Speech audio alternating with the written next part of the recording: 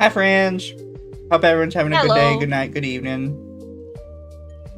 Lumi decided to use their model today. We are in rare We form. did. Usually it's the rat, but I just figured, yeah, we'll do a normal model today.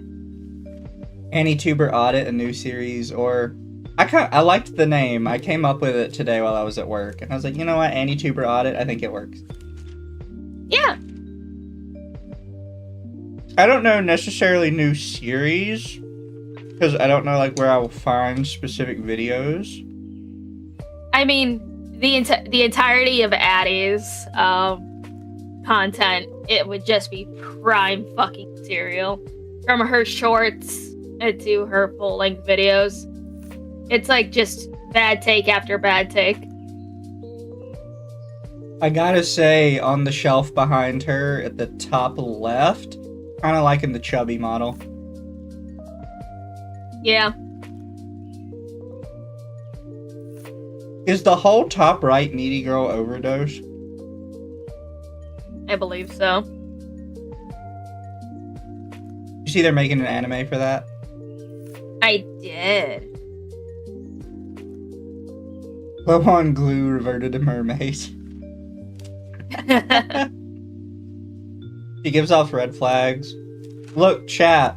She gives off every red flag imaginable. The problem is I love the color red.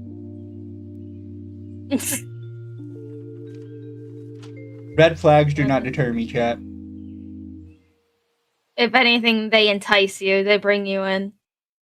They do. I've gotten in so much trouble over the years with red flags. And I'll fall for them every time. Even if other people can see them. My mom, every time I brought home a girl, my mom was like, you know she's like massive red flag, right? Like you just don't want me to date people, Mom. One of these days I'm gonna bring home Atari and she's gonna flip her shit.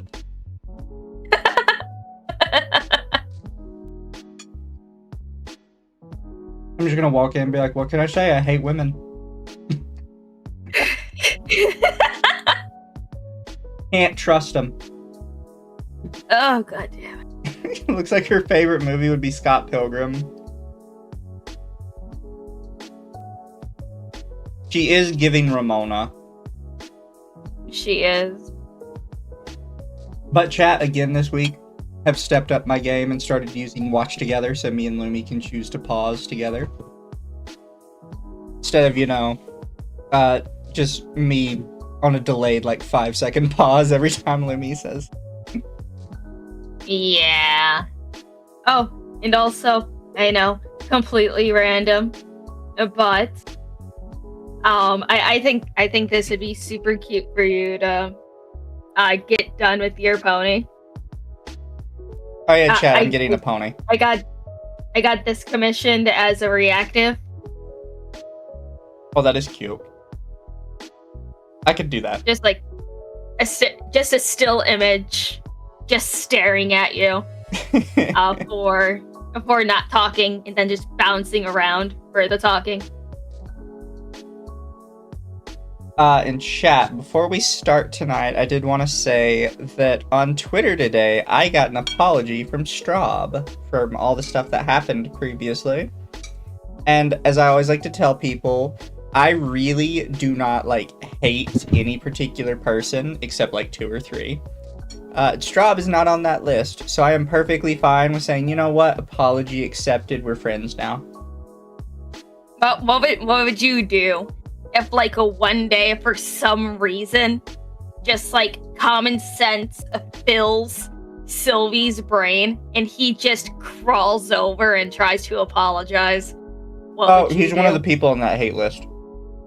Yes, I know. He is written in the Book of Grudges.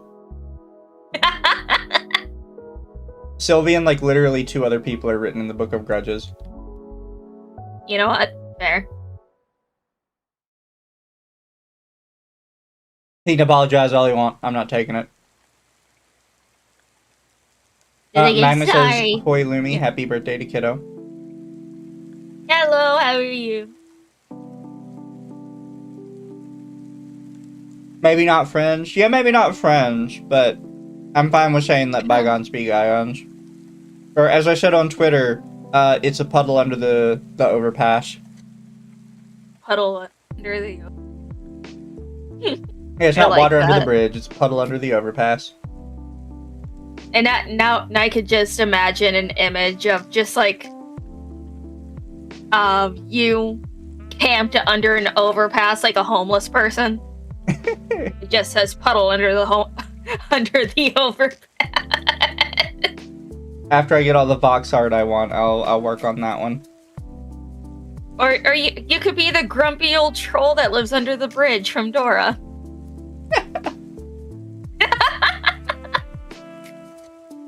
That's another thing, chat. I've been keeping up with the new Has-Been Hotel season, and I adore Vox even more. Vox was always like my favorite character from Has-Been Hotel, because I have art of me as him. And I'm wondering if it says something about me, because they revealed that he was a cult leader in a past life. So... man, it's like I love the V's. They're great. I love them so much. Best part of the show, hands down. 100%. It's like, out of all the songs for the V's so far, which one do you like the best? Ah, God. I actually really like the song between Alistair and Vox in the first season. But my favorite that one was... is Velvet doing Respectless. Yeah, that one was good. And just trolling everybody. I did like what was the... Well, I did like Trust Us. And I also really like what's the one where Vox is convincing Velvet and Val to take over Heaven? Forgot what it was called, but that one is fucking peak too. I don't know the name of the song, but I do know which one you mean. It's like the sequence where Valentino says he can get new hot angel sluts, and then Velvet saying that she'll take their wings and make them to dresses. Something about that one sequence just makes me very happy, and I just listen to it on repeat. Don't watch the show, but I've seen the clips Vox is making me consider watching. You should. It's really good. I don't care what other people say. I just watch the scenes with the V's. I honestly don't give a shit about Charlie or the rest of them. Just the V's and Alistair. That's all I fucking care about at this point. Nuri texts an accountant for 5. We are all members of the Puddle cult. Also, hello, Lumi. Hey, Nerdy. Yes, chat. You're all members of my cult now. Fox made Jonestown joke. But chat, that's all I wanted to touch on. Water under the bridge with Straub, and... Oh, the blurb works fine. It's actually working tonight, and it's not sounding cursed as shit. Very good. That's all I really wanted to touch on, mostly. Do you have anything that happened this week that you'd want to tell the people, Lumi? No, not really. Just eternally tired. Fair, aren't we all?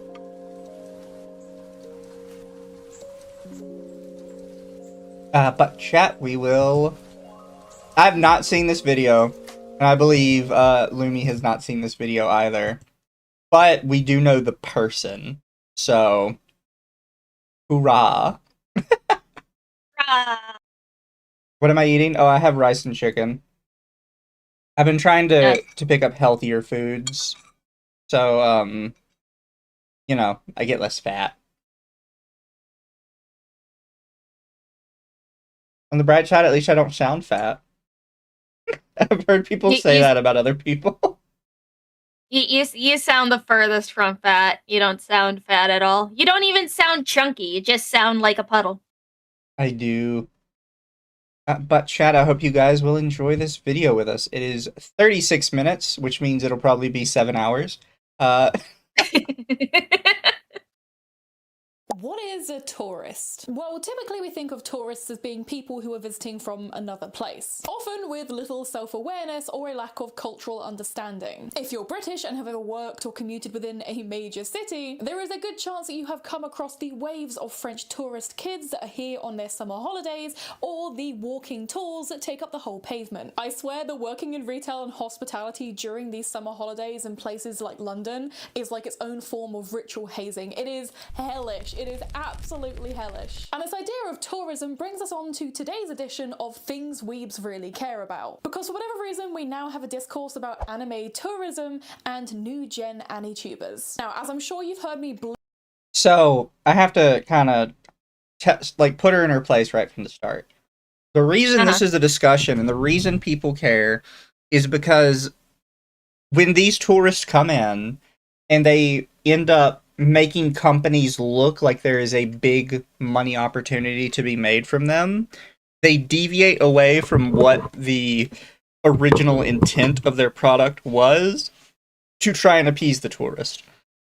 And some people will say, oh, well, you know, that's fine because that's like the artist making that decision. No, it's not the artist making that decision. It is the company that owns the artist product the artist's work that makes that decision. Mm-hmm.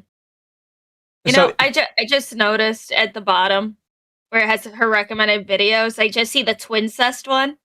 I'm just like, hold on. You gotta watch this one another time. bookmark that one, pin in it.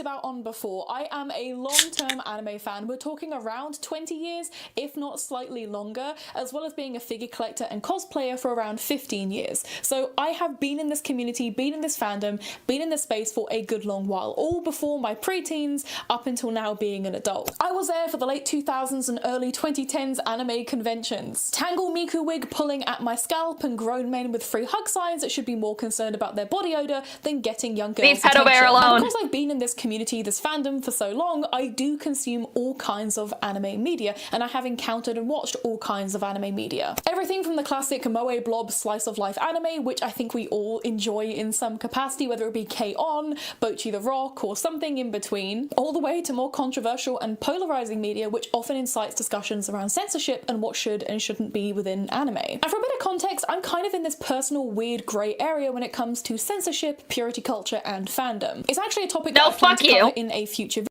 You have thoughts? Fuck you. No. It's either you are for censorship or you're against censorship. There's no fucking gray area when it comes to censorship. When this bitch releases this video on censorship, oh boy, we're gonna tear it apart. Me specifically. Because fuck you. No. It's like, okay, this is an entire fucking thing that's going on fucking TikTok right now. That I've been joining the discussion with other people that are into like either splatterpunk, different anime types, fan fiction, shit like that. And we're just sitting here, just like, hey, fiction doesn't affect reality. Bunch of retards are like, oh yes it does. Oh, it makes me feel icky. It should go away. That's nice. Fucking mute AO3 tags, you fucking stupid shits. Okay, that's it for now. Well, yeah, because ultimately what happens is if you go, well, a little censorship is okay because I don't like X and Y, somebody else comes up and says, okay, so we can censor X and Y because you think it's bad. Well, I think A and B is bad, so I think we should censor that next. Yeah. Like, it's not going to stop at what you specifically don't like. It's just going to keep going down the list. There's a reason why the saying that censorship it isn't a scalpel, it's a shotgun is a very, very valid thing to say. Exactly. Video, and I already have a 12-page and counting script for. But to simplify it for this video and for the topic that we're actually discussing, I do believe there is this fine line between dead dove don't eat, but also questioning why somebody would want to eat it. But the controversy that has been occurring in online... Why? Why is that a problem? There's nothing else you need to look into for dead dove do not eat. It says dead dove do not eat. You look inside of it, you get grossed out. That's your fault for not listening to the fucking sign. Basically, chat, dead dove do not eat is... It's supposed to be like a warning to people, like, look, there's like wild shit in here. If you're not a fan of wild shit, don't come in here. And people will still come in there and then be like, oh my god, the thing that you told me was in here is in here. It's like, why do you think the tag system for AO3 is so robust? Has probably one of the best tagging systems next to old Tumblr. So, like, I don't know, people are just stupid. Yeah. In anime spaces over the last couple weeks is this discourse about new gen anime fans, people not knowing the history or appreciating the history of anime, and people also trying to take over anime and potentially try and get rid of things that feel iconic and emblematic of classic anime tropes, demanding that the community and the media that we enjoy should adhere to newer and more rigid lines of taste. And you may be wondering how we got here, and the answer to that is one now infamous viral video which did not do so well for the guys who made it. So, she is very new. This is one thing that really annoys me with some of these videos, where she's like, I'm really in tune with the community. and then you only figured out what a tourist was when the anime men debacle happened.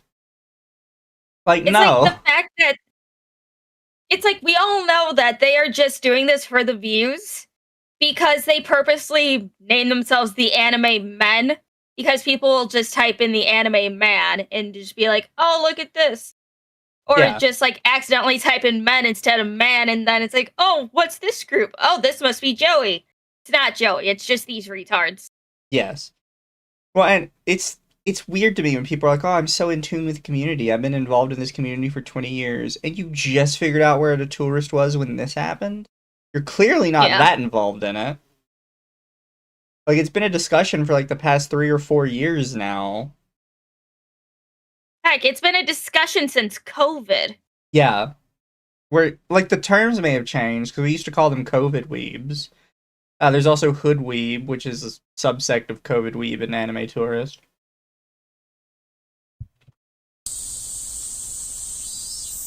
So just last month, on September 2nd, popular short-form anime content creators, the Anime Men, ended up uploading a video titled, "We ranked the first episodes of every year's most popular anime, 1961 to 2025. Although allegedly, according to some comments, the original title didn't actually state that they were only watching the first episodes of these kind of popular anime per year, and instead was just very, very vague, basically just saying we watched the most popular anime. And they only made this change after the controversy began picking up once they uploaded the video. But essentially, this video is exactly what the title describes. A group of anime men sitting down and watching the most popular anime per year and ranking the first episode of said anime. And as expected, with a just over 26-minute runtime, there just wasn't a lot of room for detailed and in-depth discussion and dissection. That's their own fault. Yeah, Toa for 5, the flawed belief that a person's morality slash character slash behavior can be reliably determined based solely on the fiction they consume or create. Yeah, no, there's some people that believe. And it's like, okay, not every single anime is gonna have a banger fucking first episode. It's like, honestly, the ongoing trend of pouring over half their budget into the first episode, I think only started picking up in the mid to late 2000s. Yeah. I also have to agree with Kendra. It's funny because anyone with a brain would get the anime men were aping Joey. That's the thing. Even if you don't like Joey, because I don't like Joey, I don't really like his content. I still immediately knew, or like when I first saw them, I was like, did Joey make like a new group? Is he doing like a new thing? I don't even like him, and I knew that. Mm-hmm. He like, regardless of how I feel about him, he is kind of ubiquitous in the Anituber space. If you were searching pretty regularly for anime content on YouTube, you're probably gonna find a lot of Joey, a lot of Team 4-Star. I was gonna say you might find Digibro, but he's kind of dead these days on the internet, so... For a time, he was like, big. And it's like, honestly, Joey, in my opinion, kind of redeemed himself quite a bit after he made that video clowning on the dude who said all anime is political. Oh yeah, that's cringe. Mother's Basement. That's the thing. Like, as much as I hate Mother's Basement, these are the kind of things that if you are a 20-year anime veteran, there's no way you don't know the Anime Man. There's no way you don't know Mother's Basement. There's no way you don't know Team 4-Star. Unless you just really have not interacted with anybody. Yeah. It's like, I only know of Mother's Basement is because he consistently has bad opinions. Yeah. It's cringe that they just don't know this stuff. Like, I'm a 20-year veteran. Okay, shut the fuck up. Of said shows, with each anime that they covered getting anywhere from 10 to 60 seconds of dedicated review. We finished Doraemon, the first episode was Lost in Time, 1973, and we watched 2 minutes of it. No, just slideshows. Doraemon's F tier. Doraemon's F tier. As you can imagine, 1 minute or less per show is... Hold on, pause it. Doraemon is just... You still see brand new merchandise in shows of him. Yeah. It's still going. It's still trucking out there. It's like trying to watch what was the original show called? I think it was just Osomatsu-kun. Yeah. Before Osomatsu-san came out. It's like trying to go back and watch that after you watched Osamatsu-san. It's like, oh, this is so boring. They have no personalities. Like, of course they didn't have fucking personalities. You also notice that in that, I'm pretty sure that was their entire review of Doraemon. You notice how they never once mentioned that they only watched the first episode? The most you get is 2 minutes of the first episode with slideshows. But they say, so we watched Doraemon, it's F tier. People would take that to mean that they watched the show. Not that they watched the first episode. They only clarified it was the first episode after people were giving them shit for their video. Yeah. Pretty thin on the ground. And so the comments that they included as they built their ranking were often just clickbaity and throwaway gags, usually falling back on phrases like mid, overrated, underrated, peak, Guna, all that kind of stuff. Yeah, that's why they're tourists. They don't care about what they're watching. They're using it for clickbait and attention. Like that's why everybody was saying like these guys are peak tourists. They're just using anime to grift off it because it's popular now. Yeah. I actually did a full watch through and live reaction to this controversy, to this particular video, over on my Patreon. And that video is nearly 3 hours long. I spent a lot of time yapping and dissecting and sharing my thoughts. So if that's a bit of you, I recommend checking it out. And let's not mince words. Let's be perfect. Hey, Mizu. One of these days, or maybe on a Saturday when I don't have D&D, do you want to watch those dudes' videos and then Joey's video going over it? Thought we could just have our own opinions. I'm fine with that. I haven't watched their video either on it because I can't be fucking bothered. I already lose brain cells listening to idiots on financial audit trying to justify their bad going decisions. into $70,000 into debt, and I'm like, bleh. Also, thank you for the 10 Devastator. Hello, Mizu, Lumi, Kendra, Nerdy, JT, Don, and all the crew. Hello. Thank you, thank you. Clear. Their video was not the best, and certainly not to my taste. But the thing that I did immediately notice about their video was the fact that it was shot and edited and produced the same way as their short form content. In fact, one of the first opening things that I say in my initial watch through is the fact that it feels like a Disney Channel video. It feels like a Mr. Beast video. Years of anime history. Ranking the most popular anime from each year to decide once and for all. The best. Why does this feel like a Disney Channel intro? Me and Jeremy. This just feels like Disney Channel for anime fans. One good look at the Anime Men's YouTube page would probably tell you that these aren't guys making deep dives and in-depth reviews of anime or niche topics. Just taking a brief overview of the Anime Men's YouTube page, it becomes blatantly apparent that they're not making content for anime fans who want a good deep dive or a good in-depth discussion of some niche show. They are kind of like the Jubilee of Anitubers. Simple, surface level, and accessible to anyone regardless of their anime knowledge. Yeah, but we don't want that. Like, I'm sorry that people hate to hear that, but no, I truly believe in that one meme. The, God, what's the exact way it's worded? It's along the lines of, aren't you happy that more people enjoy what you enjoy? No, because they enjoy it for the wrong reasons and in the wrong way. Yeah.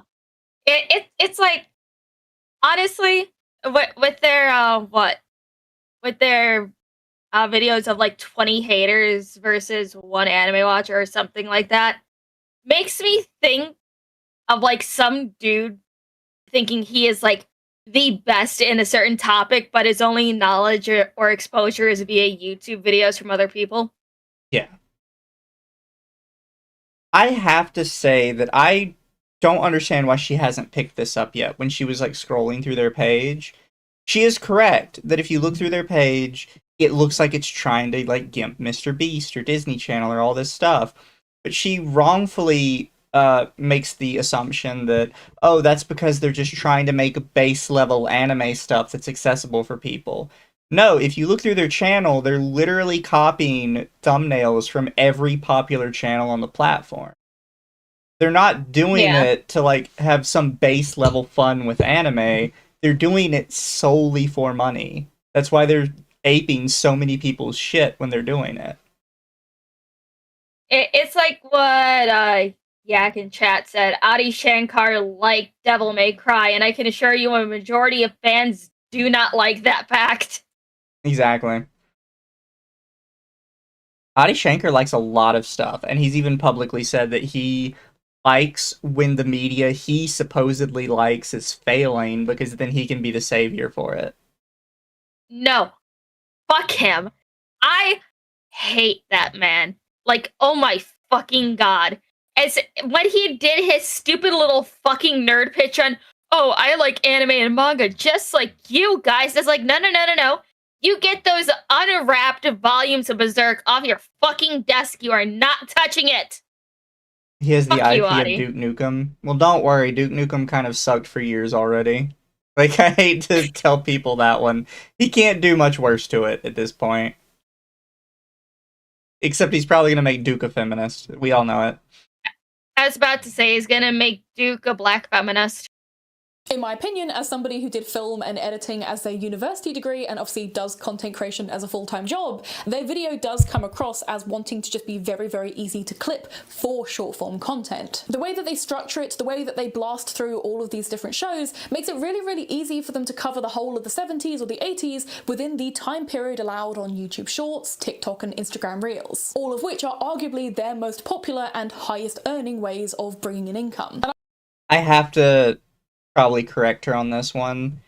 While yes, you can get a metric ass ton of views on shorts, they are basically worthless monetization wise.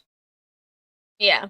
We actually learned this publicly from TikTok creators that all of their money comes from sponsorships. The actual websites pay basically nothing because the videos are so short. Yep. Somebody had said it once before, but a 1 million view TikTok is not even worth as much as like a 10,000 view YouTube video. It's just not. Yeah, I remember I remember hearing that too. It's just not like a worthwhile platform. I just see Macross F tier. They put a bunch of stuff in F tier. Yeah, it's probably because it's old and a slideshow, according to them. Yeah, basically anything old got shit on. Ratio is that bad? Yeah, no, the ratio is horrendous. That's why you see a lot of YouTube creators talk about how they get burnt out trying to do shorts. Because for a time, YouTube would not push your channel unless you were also doing shorts. Like, they wouldn't even push your videos unless you did shorts too. And creators were just constantly complaining because they're like, I hate shorts. Like, I get nothing out of it. It's not fun to make. You don't even get paid for it if they do well. But you're making me do it. Yeah. Well, it's like now YouTube said that Shorts has a completely separate algorithm to your normal videos, which is nice. But like, dear God. Here, let me hide this real quick because she actually gets it wrong. Where she says their most profitable content is their shorts. Their most profitable content is, where is it? Should have one that was done recently, probably. What's wrong with?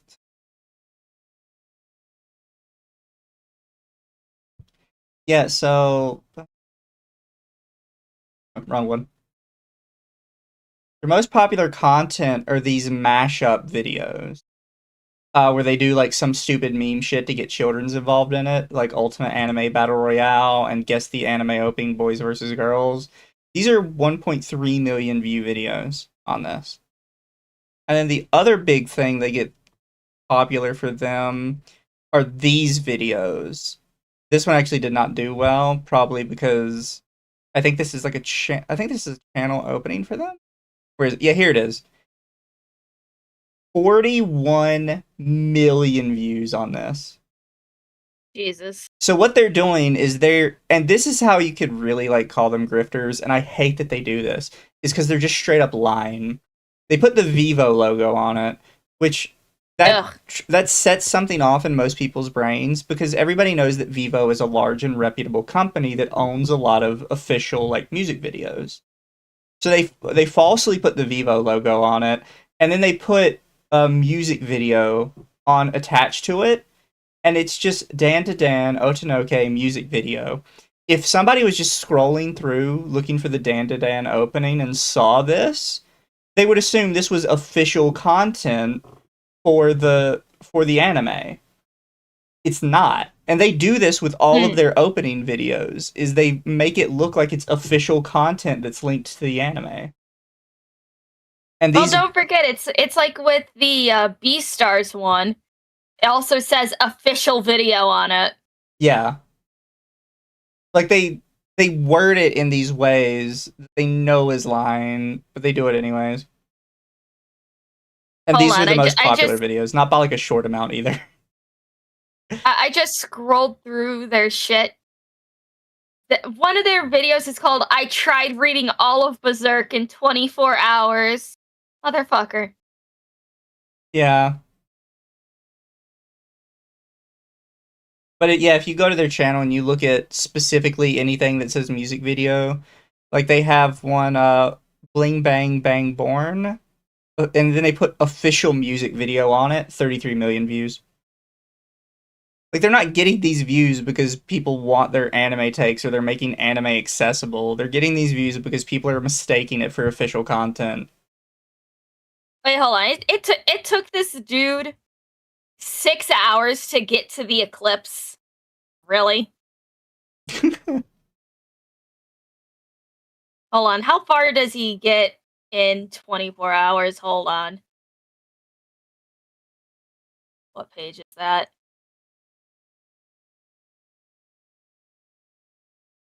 I know why, Lumi. It's because a different guy was popping off in the algorithm for his Berserk videos.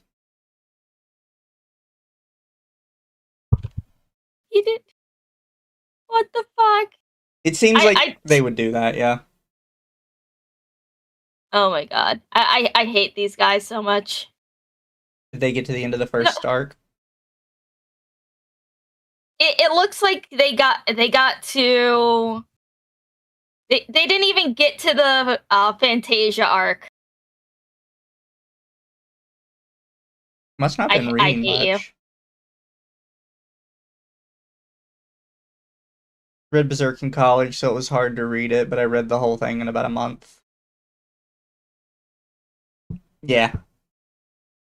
But no, I just had to point that out because I feel like she is not reading their channel very well, which it doesn't seem like that would be a huge problem, but it goes to like her analytical skills, that she can't see what they're doing at all, and she just sees them as, oh, they're just doing innocent anime content. It's just digestible for normal people. Like, no, that's not what they're doing.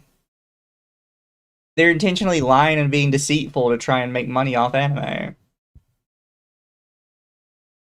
And I'd personally say that all of their pages mostly market themselves to teenage boys and maybe young adults. I mean, again, don't get me wrong, their ranking system was pretty atrocious, but that perspective comes from somebody who did a pretentious deep dive into Malice Doll and has been an anime fan since they were in primary school. So is it really a surprise that surface level anime reviews simply won't scratch an itch for anybody who wants more than just a standard trending shonen show? I don't need some random guy to convince me to watch JJK Season 3. Yes, the anime men's ranking was bad. Arguably, really bad, depending on who you are, and was at some points... So this might be unfair of me to say, but when you are criticizing something, you have to do a deep dive to a degree. And I think if you don't, if you were just going to be surface level, inherently your take needs to be more positive, because you have to leave a bunch of leeway for the stuff you're not seeing because you're not looking for it. Mizu, I think I know why these people will not watch more than one episode of an anime. It's because their attention spans won't allow it. It's like if they said we watch the first season of every popular anime of X year, then yes, I will accept that because that's the entire first season, not just a one episode or 2 minutes of an anime that they didn't 2 like. 2 minutes of Doraemon. 2 minutes of Doraemon. Oh, it's so cringe. I hate it. disrespectful to the history and importance of certain anime within the genre. The irony of calling yourselves the anime men and then not knowing that Goku has a tail is not lost on me. After all, gaining over 4 million subs over on YouTube would probably make you assume that the anime men may take themselves more seriously. They go to a lot of movie premieres, they take part in a lot of activities with Japanese brands, companies, and production studios. However, the thing is, the anime men don't take themselves seriously. They don't create leveled and nuanced anime reviews or deep dives and video essays. They have fun with anime as a concept and as a medium. They use popular mainstream trends and marketing, but they adapt it for entry-level anime enjoyers and cosplayers. She has accidentally said the problem with her entire thesis, and I don't think she realizes it. Because she Probably goes, not. they just interact with anime as an aesthetic. And 5 seconds before that, she said, but they get lots of deals with Japanese companies. Yes, you have hit the nail on the head of what the problem is. They only see anime as an aesthetic, a way to make money, and they do not interact with it on any deeper level. But then you go to the Japanese companies, and they're like, oh, this is what the Westerners want. And so they're going to pander to that. And then that's going to inherently bring down the medium as a whole. Like, you just said the problem, and I don't think you realized you did. They have never tried to pretend to be serious anime YouTubers, so I'm kind of surprised that other people are surprised that they're not serious anime YouTubers. Kind of feels like people didn't even look at their page before starting to make a reaction video flaming these guys for their opinions, acting as if they're meant to be these Okay, I gotta go back here a little bit on this. Did she throw shade at Hirohei? starting to make a reaction video. Yep, there he is. There's our boy. So here's the thing, right? She's showing Joey on here. This should have been her her acknowledgement that people were throwing shade at them, less for that, and more for the fact that they're literally aping Joey's shtick, his name and everything, to try and get views off it. Yep. Because there was a million things people did not like about these guys. Tourist was literally base level. And I believe she did not actually view what anybody was saying. Oh, Kendra said this is funny because Joey knew about the anime men's existence for over 2 years. Fair. He's probably... I don't know what all he said about it, but he was probably in one of those positions where he can't really say anything, because when you start drama as one of the bigger creators like that, it kind of eats up every day of your life. Yeah. And it's like, I know this is off topic, but I swear the only time I ever see Hirohei on Twitter now is when he's either posting about feet or posting his own, and I'm like, please stop. Fair. He's going down his fanboy arc. I think you should take him in, Mizu. I don't know. I don't think he could do it. Yeah. I've met him IRL at a convention. I don't think he could do it. You know what? Fair. Flaming these guys for their opinions, acting as if they're meant to be these really intellectual scholars when it comes to anime, when they've never tried to pretend that they were. They've always just seemingly to... I'm sorry. I hate when people do this. And it's not just her. People do this all the time, where they go from like one extreme to the other. Like, these are guys that could not be bothered to watch past one episode of some of the most famous anime in history. And we're not allowed to call them out, because if we do, oh, so you think they should be some sort of professional, well-read scholar in the history of anime? No, I just think they should watch more than, like, 2 minutes of Doraemon. Like, I don't... There's an in-between. They should watch more anime than just what's the mainstream right now. Yeah. Get into the niche shit. Get into the weird shit. Go watch a hentai or two, for fuck's sake. Yeah, they didn't even know Goku had a tail. Exactly. Like, there's an in-between from I've only ever watched 2 minutes of Doraemon and I'm a professional, well-read scholar with a PhD in anime. There's somewhere in the middle there. Me, just be some guys that enjoy the genre, enjoy the medium. But you know what? For every one anime hater versus 20 anime fans, they've also created content like their Dan Da Dan music video, which regardless of how you feel about them as creators, was a clear love letter to the medium and was also a fantastic way of allowing cosplayers, artists, and people within that community to also take part. They've even done a It was also highly predatory and lied to a whole bunch of people, and I'm really upset that you're ignoring that part. Yeah. I mean, it's like, they can at least say, like, fan video, fan music video, because people support fan-made content. It's like, hell. It's like, fuck, what's his name? The one that made all those, Taylor Swift parodies. Oh, yeah. Fuck. Bart Baker. He did a bunch of parody videos, got friends of his to dress up with him and stuff. That was a huge thing. And then he disappeared and got weird for a while. But still, it's like, you could still clarify, hey, this is a parody. Hey, this is fan-made content, not official music video with the fucking Vivo logo in the bottom. Yeah. But the fact that she's skimming over that and she's like, it's clear that they really liked Dan to Dan and it was a love letter to the show. No, it wasn't. It was a way for them to make money off people that didn't realize they weren't the official outlet for the show. Which is why they made everything about their video look like it was an official piece of media. Yeah.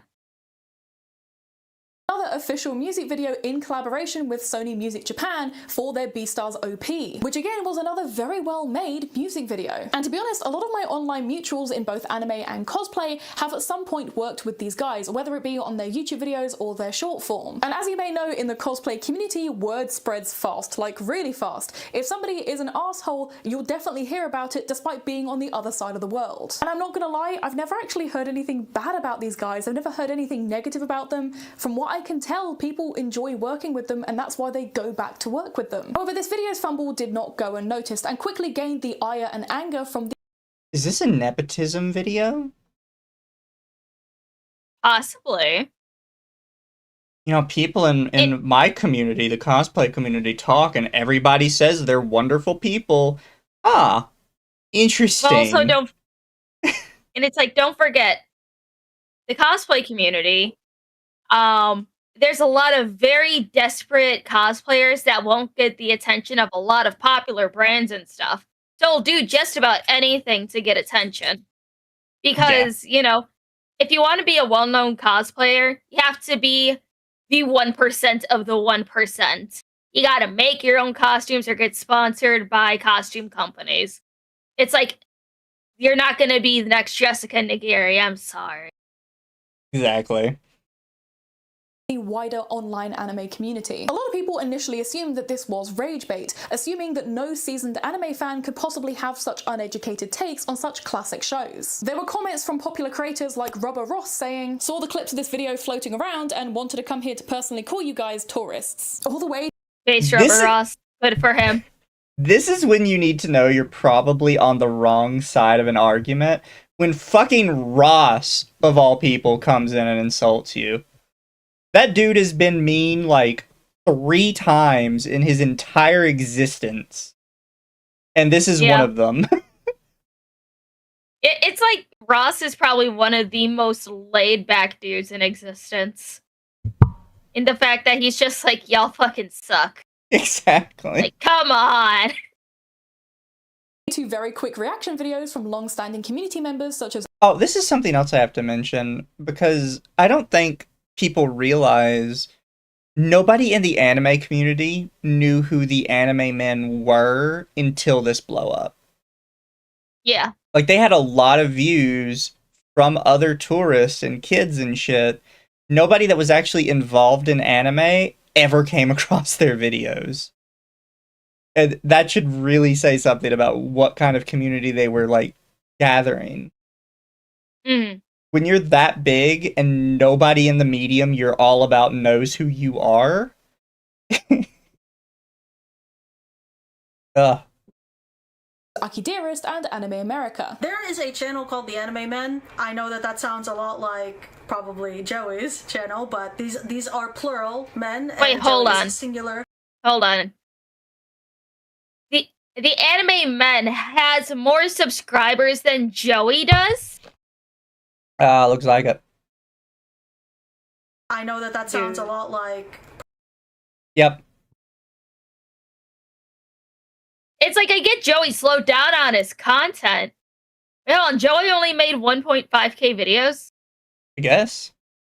I think he has a side channel, but still. What the hell? I think this makes this even more annoying because she's including this clip in her video, so she knows that people think they're aping Joey's shit. Yep. But you know because you're being shown this. Short subscribers? Yeah. Yeah. Probably Joey's channel, but these are plural men and Joey is singular. Very similar names, two different channels. I've actually never seen any of their content, but I had to see this. So they made a video called "We Rank the First Episodes of Every Year's Most Popular Anime from 1961 to 2025." I think that's a pretty cool concept, but goddamn that dislike ratio. Oh, I just saw that Joey literally. Okay. I keep forgetting this show has a Halloween episode.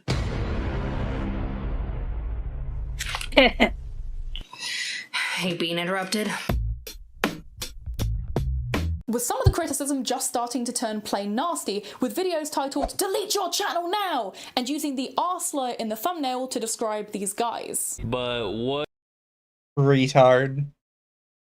Retard. I don't care.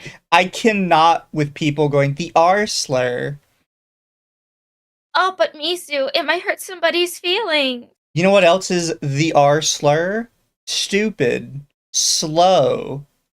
Like, any word you could... Idiot. Any word you could come up with to insult someone's intelligence was at one point used to describe someone who is mentally disabled as an official medical term. Like, you didn't used to be a retard. You used to be slow. You used to be stupid. You used to be an idiot. And those were official medical terms. Like, I cannot be bothered to give a shit about the retard word. I just can't. Also, their entire channel is clickbait. So you cannot whine that this guy has clickbait his opinion as something more extreme. Like, they should delete their channel. Like, okay, you know, honestly, it's clickbait. They look more like Nintendo cucks than anime watchers. They kind of do.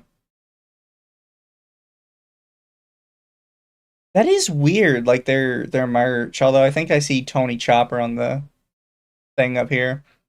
Although, as we found out from Hassan, One Piece is like the ultimate tourist anime for some reason. It's the ultimate political anime for some reason. She's using a slop commentary channel in her video. Yeah, it's kind of wild. What the hell did I just watch? Goku with a tail. I've never seen that before. I've never seen that before. I've never seen that before. Oh my god, young man. Kill yourself! I used to hate anime my whole entire life until 2020, the first actual anime. Was that a part of his video? Yep. I went too With far some of the back. Oh well. criticism just starting to turn plain nasty, with videos titled "Delete your channel now!" and using the R slur in the thumbnail to describe these guys. But what the hell did I just watch? Goku with a tail. I've never seen that before. I've never seen that before. I've never seen that before. Oh my god, young man. Kill yourself! I used to hate anime my whole entire life until 2020. The first actual anime episode I ever watched was the first episode of Death Note. It was so good. Absolute masterclass, masterpiece. 3, 2, 1. S tier! Kill yourself! I am not kidding when I say that I just saw one of... My hot take for the night is I actually didn't think Death Note was that good. To be honest, as much as I do enjoy Death Note, it's not fucking S tier. I would give it high B. but it's not like masterclass anime. Honestly, it kind of dropped the ball after, I know, spoiler alert for the old anime, after L died, it kind of went down fucking hill. Yeah. The worst YouTube videos ever. Many people fixating on the fact that one of the guys in the video says that he just wasn't an anime fan or didn't like anime before 2020. But the reaction that really pushed this whole conversation towards the idea of It's not just that. He says he didn't watch anime before 2020. The first one he ever watched was the first episode of Death Note, and he adored it. But he still didn't get into anime after that. It took until the YouTube channel for him to get into anime. And I would argue they're not even into it. Like, I doubt these guys watch much anime at all in their free time.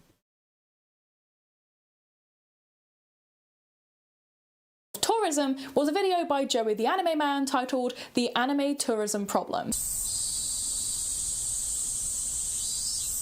In Joey's video off the back of all this drama, he discusses the idea and the concept of anime tourists. People who are self-proclaimed anime fans, often being younger people or new gens that discovered anime in 2020 during lockdown, taking over these spaces and fandoms and having no respect for the people who already enjoyed that media before them. The irritation of knowing that you struggled with being bullied for liking anime. She's going down this path wrong. So she needs to contextualize what Joey is saying in the fact that they are literally stealing his shit. Yep. And it's not just, it's overall. Like, she just described everything they're doing. Somebody who comes into your space without any respect for the people who are already there, kind of like falsely labeling your videos as official content to try and manipulate the people who are interested into that into thinking that you were official channels for that content. And marketing yourself as one of the most popular Anitubers ever, trying to literally ape his name. Yep.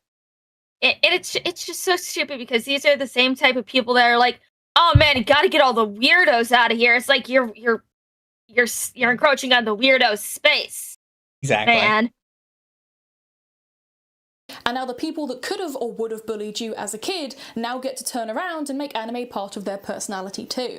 It was very common in the real world, and I was a big victim of this, that if you came out and said that you liked these Japanese cartoons, you would just be bullied for it. Oh, you like these weird Japanese cartoons with like your anime schoolgirls and blah, blah, blah, blah, blah. I mean, trust me, I was there. I got bullied for it in school, you know, not only being the only remotely Asian kid in my school, but the only kid really who knew about this weird and wonderful world of Japanese cartoons. And so imagine my shock when over the COVID pandemic, especially, and even a little bit before then as well, I'd say ever since the rise of TikTok, all of a sudden those kids who were definitely at school bullying those kids who loved watching anime then turned around and went, hey, you know what? Anime's actually kind of cool. Joe even cites that anime tourism is part of the reason why he started to step away from making anime reviews and videos in the same way that he did in the early 2010s. To be honest, most of his video was just kind of this back and forth between being annoyed that new gen fans are so concerned with what other people are consuming and have it a lot easier than we had it, whilst all— Stop saying we. I am firmly putting you in the tourist category. You're an older tourist, but I believe you were a tourist. And which is why you don't understand this. And why, like, Joey would take a step back. Because now when you make anime content, the comments and shit just get flooded with these idiots that don't know what they're talking about. And they act like they are extremely well-read. It's like, no, you literally just found out about anime like 2 years ago. Mm-hmm. And we see it all over, like, different YouTube videos. There's tons of people, like, me and Lumi have covered several times now. People that just found out about anime and have decided they are now experts in the field. Mm. And they doesn't stay contained to them. Those people spread. They go elsewhere, and then we have to deal with them. And yeah, it sucks. Because all of our discussions get flooded with them, and then we can't talk to anybody. That's why there just needs to be a litmus test. You just put a lolly in front of them. It's like, what do you think? Yeah. Then, depending on their answer, they get their account deleted from Twitter. Exactly. Also acknowledging that this new mainstream accessibility and the popularity of anime has allowed the medium to not only grow, but also flourish and produce more content for their Western audiences. Anime companies are starting to actually consider and listen to their Western clientele. I mean, when I was growing up as an anime fan as a teenager, it was really difficult to buy authentic anime figures, for example. Trying to convince my parents to use Army or buy from anywhere that wasn't eBay was difficult, and there wasn't any local shops or easy UK websites to buy that merchandise from, so quite often you're ending up with bootlegs from anime conventions, or you just don't have anything at all. It is so much easier now than ever for new fans to have access to plus-size cosplays or cosplays of characters that they actually want to cosplay, authentic anime merchandise and memorabilia to just engage with that won't break the bank, and even just having movie premieres for things like the new Chainsaw Man movie or even a special rerun of Perfect Blue in cinemas. The fact that I went from So I don't think she realizes what's actually going on here. And this is kind of what I mean when people, they don't know what they're talking about. She kind of, I guess, is putting this all up to the popularity of anime. What's actually happening, like in particular with imports, is because shipping has just gotten easier in general. Like back in the day, she mentions eBay. A lot of times people would ask you to come like drive 3 states away to pick the shit up. Nowadays, if I want something, I can go on Amazon right now. It'll be on my porch tomorrow morning. It has nothing to do with the popularity of anime necessarily. Shipping has just become that. That's just the way the world is now, with sending stuff around. It's like, it's easier for that type of shipping, but the other type of shipping, now that gets some discourse going in the anime community. Exactly. But it's like, it's not necessarily like having easy access to cosplays, getting figurines. No, the stuff that's wrong is like when people see clips of Midori, the Camarilla girl, and people are like, oh, why was this even made? Oh, the creator of this needs to be arrested, have his hard drives checked. Oh, why is this even popular? Oh, you know that this is banned in like every single country, right? No, it's not. Midori was never banned in any country. Yeah. It's like, heck, I just bought the live action version, and I still need to get the manga and the anime version, but the anime is available on the Internet Archive as well. True. I also have to say, because she brings up, movie theater premieres. Again, something like she doesn't understand the wider context of what's going on in the world. Nobody's watching movies at the theater anymore. Like, it's not just, it's sort of died out, it's basically dead. So what's happening is a lot of places are just kind of grasping at straws for whatever they can do to try and convince people to show up. And one of the better ways to do that is to find media that is important to a niche community of people, because those niche communities are more likely to make time to show up for it because they never get appealed to any other way. They never get pandered to any other way. Mm-hmm. It's not necessarily anime is so popular it's in theaters now. It's theaters are so unpopular they're doing whatever they can to get people to show up. Yeah. Being a huge anime fan as a kid, to then working in brand management for Bandai UK, to now being a full-time content creator in the pop culture niche, is all thanks to the popularity of things like kawaii culture from Japan and anime. Myself and many other creators would not have the opportunities that we have if it wasn't for the mainstream popularity and growth of anime. It's just kind of a simple fact. And so I do kind of get it. Most of Joey's feelings weren't invalid or bad at all. Sure, I didn't necessarily vibe with the idea of wanting to correct new gen fans. Neither did I think that joking about bullying them also made much sense when you were previously lamenting on the fact that you got bullied for liking anime. But in general, his video was fairly innocuous, if just a little bit jaded. And you know what? When your whole career has been in anime, has been I wouldn't call it bullying, I would call it character development.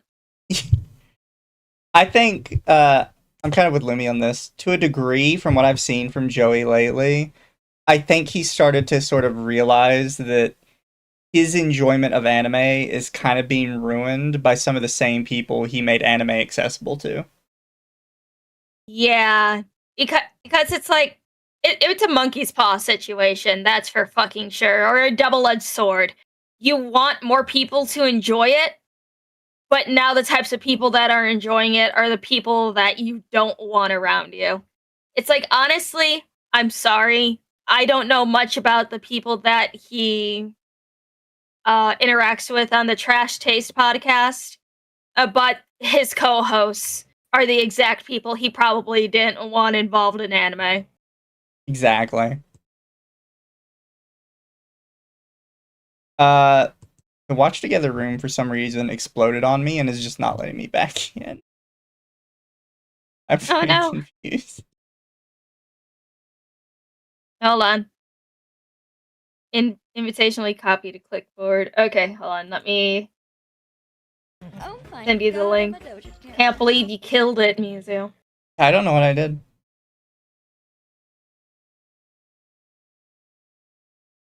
Logistics are the limit of the reach of the market and lowers the popularity needed to justify larger projects. The activation energy for anime projects has dropped.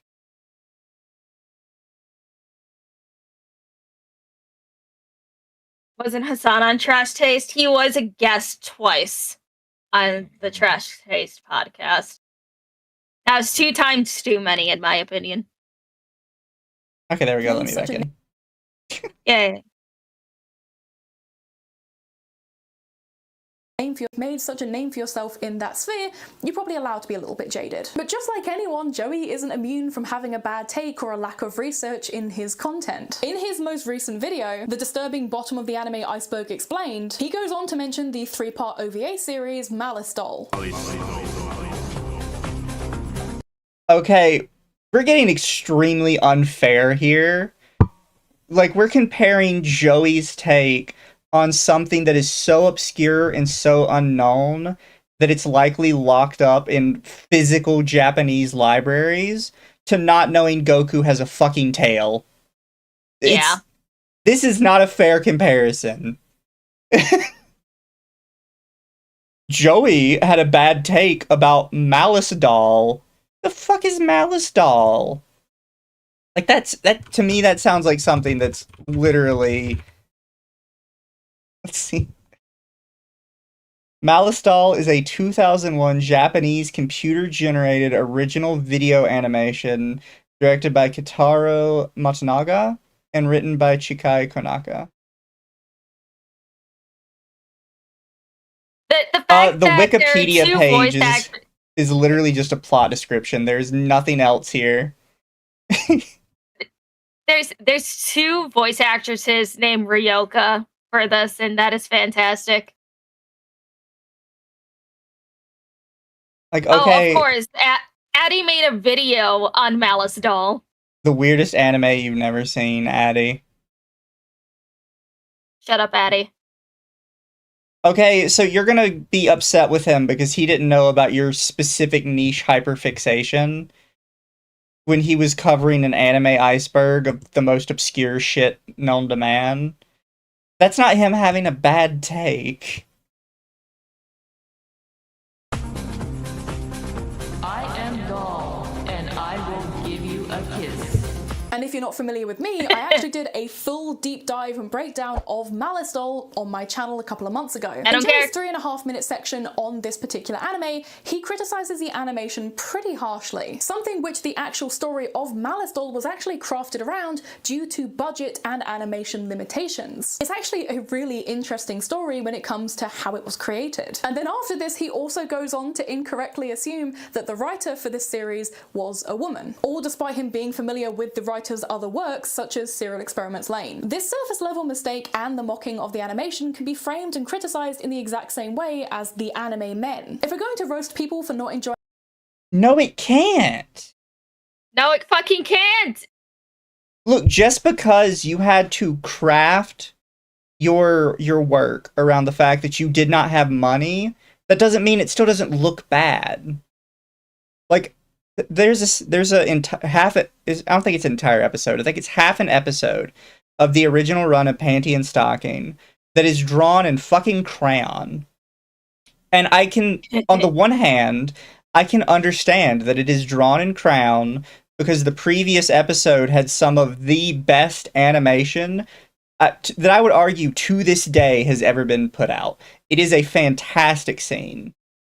That doesn't mean I can't criticize them for having the entire next episode drawn in crayon. Like, yeah. That's not me being ignorant to the troubles they faced. This is interesting. The dude who made Malice Doll also made Devil Lady. Fair. I also like how she says Joey incorrectly assumes it's a woman. Joey is like actually Asian and pretty stooped in Japanese culture. He probably just assumed the name was a common female name. Just because he didn't look up the specific gender of the person that made it doesn't mean he's like uninformed. Like a lot of times people only look up the name and the history of the person. They might have just not seen that they were male or female. It's like Chiaki is a very gender neutral name, that's for fucking sure. Yeah. Like, this is such a bizarre criticism of they didn't know Goku had a tail. That's the same as the fact that Joey didn't know that this was a man's name, and that the CGI was actually that way because they had no money. I'm like, what the what? It's not to say, this is such cope from her. I don't understand where she's going with this. It's like, the fact that she still hung up on the anime men talking about anime tourists, it's like there's plenty of other examples besides the anime men. Also, we're halfway through the video. We're still talking about the anime men. Yep. Also, Beardmaster for 5. I went to see Chainsaw Man the first day it came out, and the room had like 20 people at best. That's a testament of how cinema places are just dead. Yeah, pretty much. Astro Boy purely because it was so revolutionary for the medium. But I think it's also fair to say that Joey himself has also covered interesting anime with a less than nuanced lens. In fact, he was roasted on Twitter himself for the Malice Doll section of his video. What bothers me about this idea that Malice Doll has bad CGI is it fails to acknowledge the purpose of it. Just like with Toy Story, Malice Doll was created with the limitations of 3D animation in mind and built its story around those limitations. That doesn't make it good! Like, that's not an argument! That might be a bad take, but I think if you aren't willing to appreciate unique art styles, maybe you shouldn't be calling yourself the anime man. That's not... These people are dumb. You people are exactly the ones we call tourists. Like, holy shit. Yeah. He was roasted for his bad take. 2 people calling him out for saying... Just, like, starting shit with him for no reason. When that video released. And I'm not gonna lie, I got a bit of a cameo when this happened because people were essentially comparing watching me and Joey to being in that saw trap where you have to pick someone to die. It was a really funny tweet. It was really funny, I'm not gonna lie. It has 2 likes and you're not even one of them.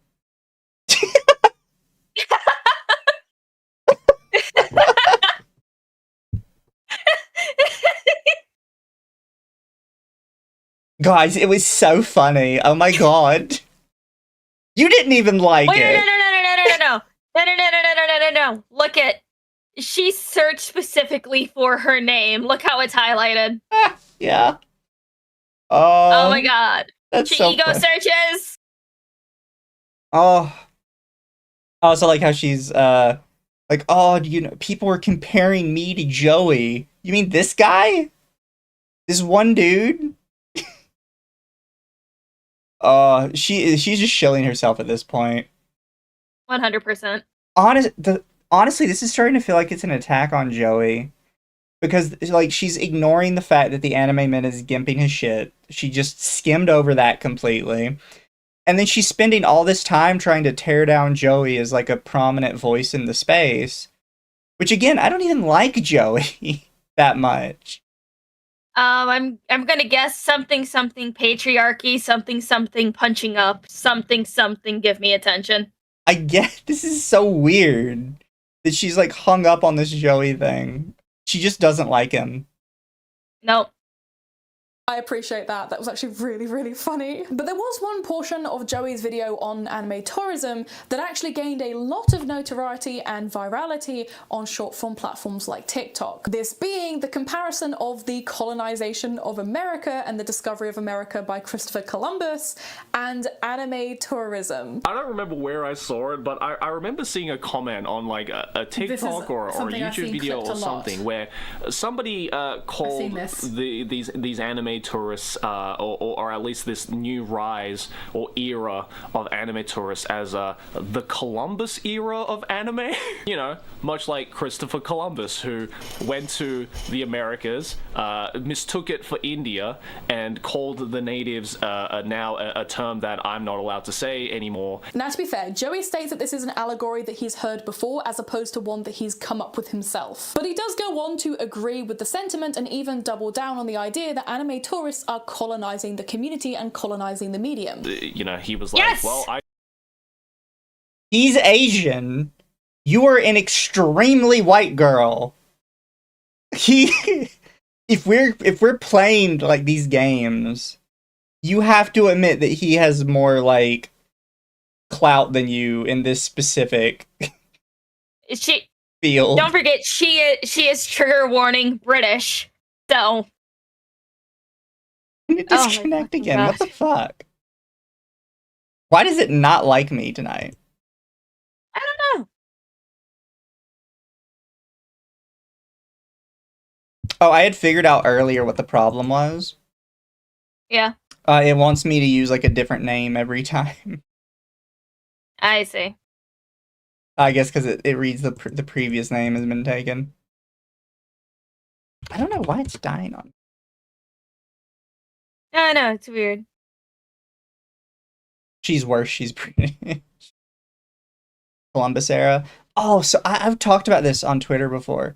I really hate people that don't understand what a comparison or a hyperbole is. Like, he's not literally saying you are coming in and doing the same stuff to Japanese people that Columbus did to Native Americans. It's not what he's saying. They're basically using like a very flowery way to just call you colonizers, because you kind of are. Yeah. Oh, it's still dead for me. Watch together, why? What's wrong with you? There we go, fixed. What is... Ugh. This is my place now. And I was like, holy shit, this is exactly what these anime tourists are doing. They're like coming to these unfamiliar lands, planting their flag in the soil, and going, we own this land now. Out of the way, previous people. And if you know anything about American history, Native American history, You're British! Shut up! It was partially your people that did that. That was your fault. It's American history. They came and they took Native Americans back to Britain. Yep. Dumbass. I know Columbus was Spaniard, but the British did it too later. You know that colonization wasn't this situation where the native people stepped aside and allowed Americans to come and take over. The Americans, the white settlers, forcibly made their home and took the land from the native people that lived there. It was... Actually, we traded for it. Yeah. You could disagree with how we traded for it, but 9 times out of 10 we traded for it. And the one time we fought for it, we had the backing of like literally every other native tribe on the continent, because the prevailing tribe was just that much of a bunch of shitheels. You know, and it's like thinking about it, if you take each individual anime fandoms, you could just, you know, sort them into the various tribes trying to genocide each other. Honestly, that's what was happening for the past few decades. Exactly.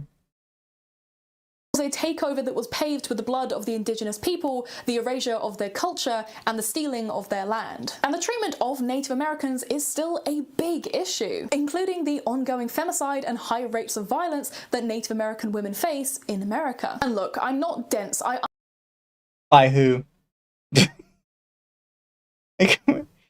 You realize most native tribes, at least people that are particularly in tune with their native heritage, don't leave the reservations. So it's just a bunch of Native American people and a bunch of other Native American people, and you're trying to find some way to blame this on Americans. It's like, are there some absolute psychopaths? Yes. It's like, what was it? The one dude that was taking Native women, that was a truck driver and shit. It's like he was around for a while, but then they caught him, and then they executed him. So, yeah, that's different when it's a serial killer. Colin Saturn bringing a subject matter expert. Understand the point he was trying to make. But even with the modern anime community and cosplay community's treatment of people of color and the current suffering of people oh my god. Cookie Run Kingdom? They always do this, where they're like, you know, he has a point if we talk about how the anime community treats black people. Shut the fuck up. Oh my god. Okay, so see? What did I tell you? Her content is a treasure trove of bullshit. Reminder, Mizu is part native, so he has knowledge about this. I actually am part Cherokee. Nice. And yes, chat, I know it said Cherokee, because somebody's going to clip that and be like, see, Mizu doesn't know what he's talking about. He thinks Cherokee is a tribe. Fuck you, now it is. All hail the Cherokees. Toe of her 5, Manhattan was the colonists being like, ha, they're taking a bunch of beads, and the natives being like, ha, they think we own it to sell. Pretty much. in places like Gaza, this really just was an analogy. Oh my fucking god, shut up! Shut the fuck up, you stupid I gotta hole. go back. How did we end up at Gaza? Treatment of genocide? people of color and the current suffering of people in places like Gaza. This really just was an analogy, was a section that just shouldn't have made the final cut and just shouldn't have left his mouth, to be honest. Especially because some anime fans do genuinely believe they are in some capacity, in some framework, a minority themselves. Yes! Yes, we were. We were! What do you mean? In the definition itself, yes, we were! Jesus Christ! She's so dumb. Fucking woman! That they're oppressed for being these original fans. And so people on TikTok, quite rightly, called Joey out for this comparison, as well as his other instances of denying the political undertones and importance of certain anime. In his latest video, he oh my actually God. compares anime tourists to the colonization of the Americas. Are we... No! Shut the fuck up, Alan! Fucking light novel historian! This fucking retard! This is the reason why Joey made the video of shut the fuck up, you stupid fucking retard! Not all anime is inherently political. Jesus fucking Christ! Please, shut the fuck up! This whole video is somebody who is 1000% a tourist just trying to cope and be like, tourists aren't even real, guys. You're citing every single tourist you can think of to go against the anime man. Like, it exploded again. It does not want to watch her video.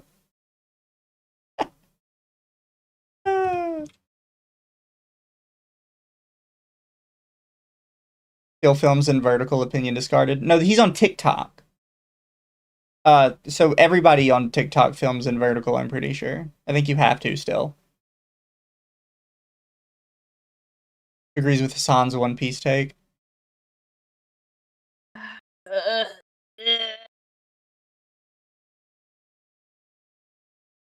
What the fuck was that? Did my computer, like, fuck up? Maybe. Because I just saw you, like, absolutely, like, spaz out. I don't know. Are we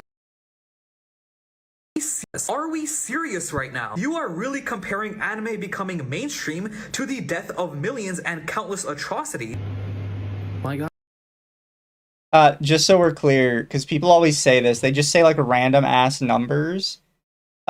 Millions of Native Americans did not die. Millions of Native Americans did not even exist. Like, this is something that people forget, is they just like say these big numbers and they're like, oh, there were millions of Native Americans that we killed. My guy, there weren't even millions of Native Americans in existence. Like, you guys do not know history as well as you think you do.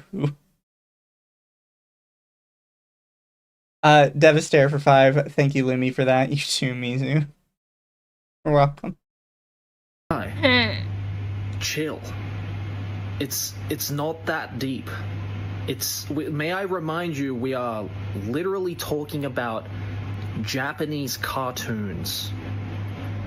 It's really not that deep, okay? So let me get this right. You make a political analogy comparing anime tourists and colonization, and when I call you out on said political analogy, you tell me I'm too political and need to go outside.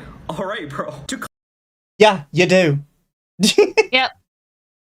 Yeah, you got that just right, bro. Congratulations. You do need to shut the fuck up and go outside and touch grass. Get a job, please, even if it's at a library. Or Barnes & Noble. Get a fucking job, please!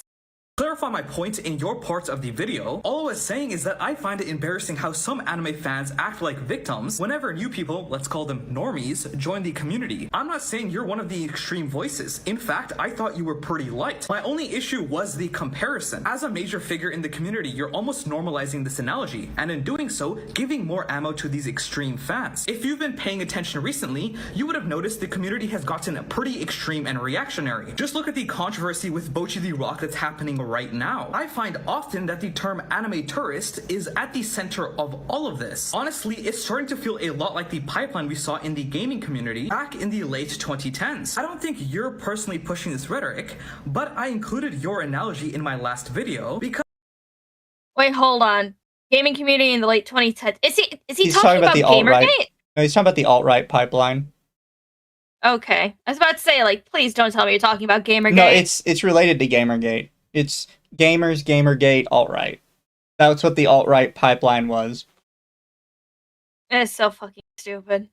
It's like, what is it? I know, again, off topic, but just because he brought up gaming community, I'm like rewatching the entirety of Law and Order SVU from season 1, and I'm on like season 6, episode 7, I believe, and that's the video game causing violence time Go of home, history. gamer girl. No.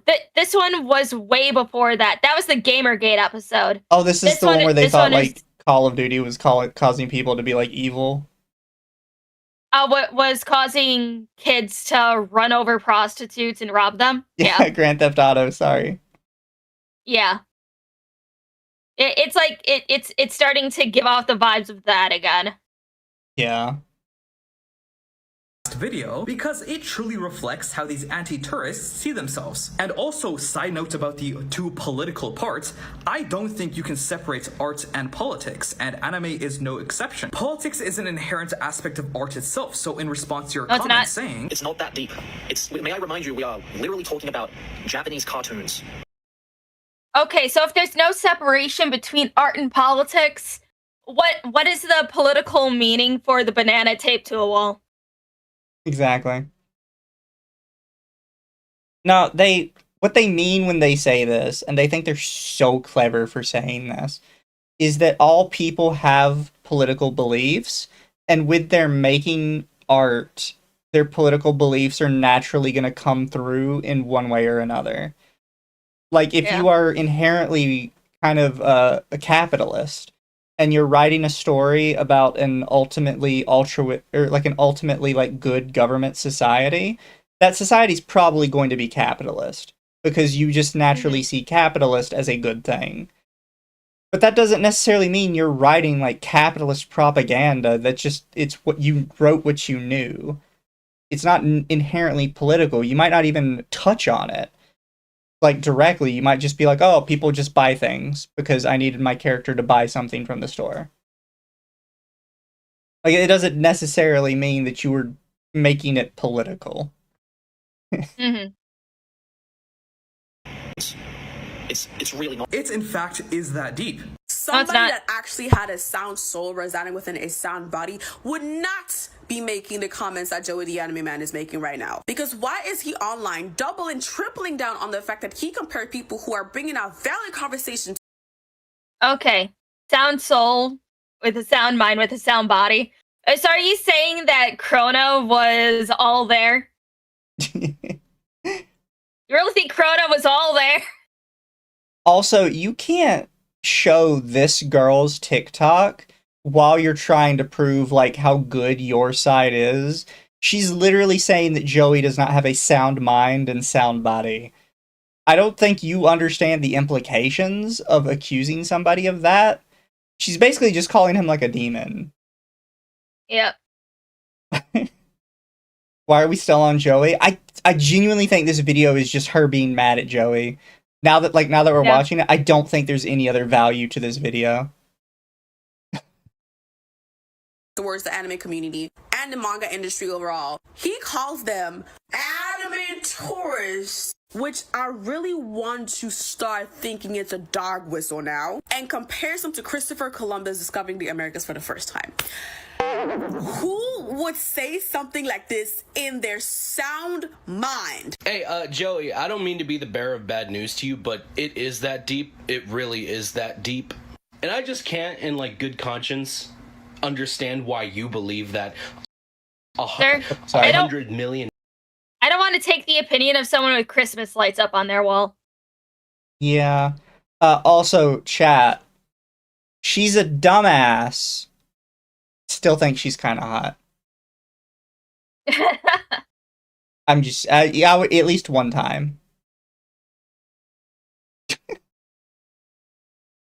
Native Americans that died as a result of the westward expansion is somehow the equivalent of anime gaining an audience of normies that have opinions that you do not agree with. As well as his alleged consumption of certain controversial and polarizing types of anime content, such as lolicon, something which many anime fans, especially these anime tourists, very often find distasteful and sometimes quite disturbing. Just letting you know.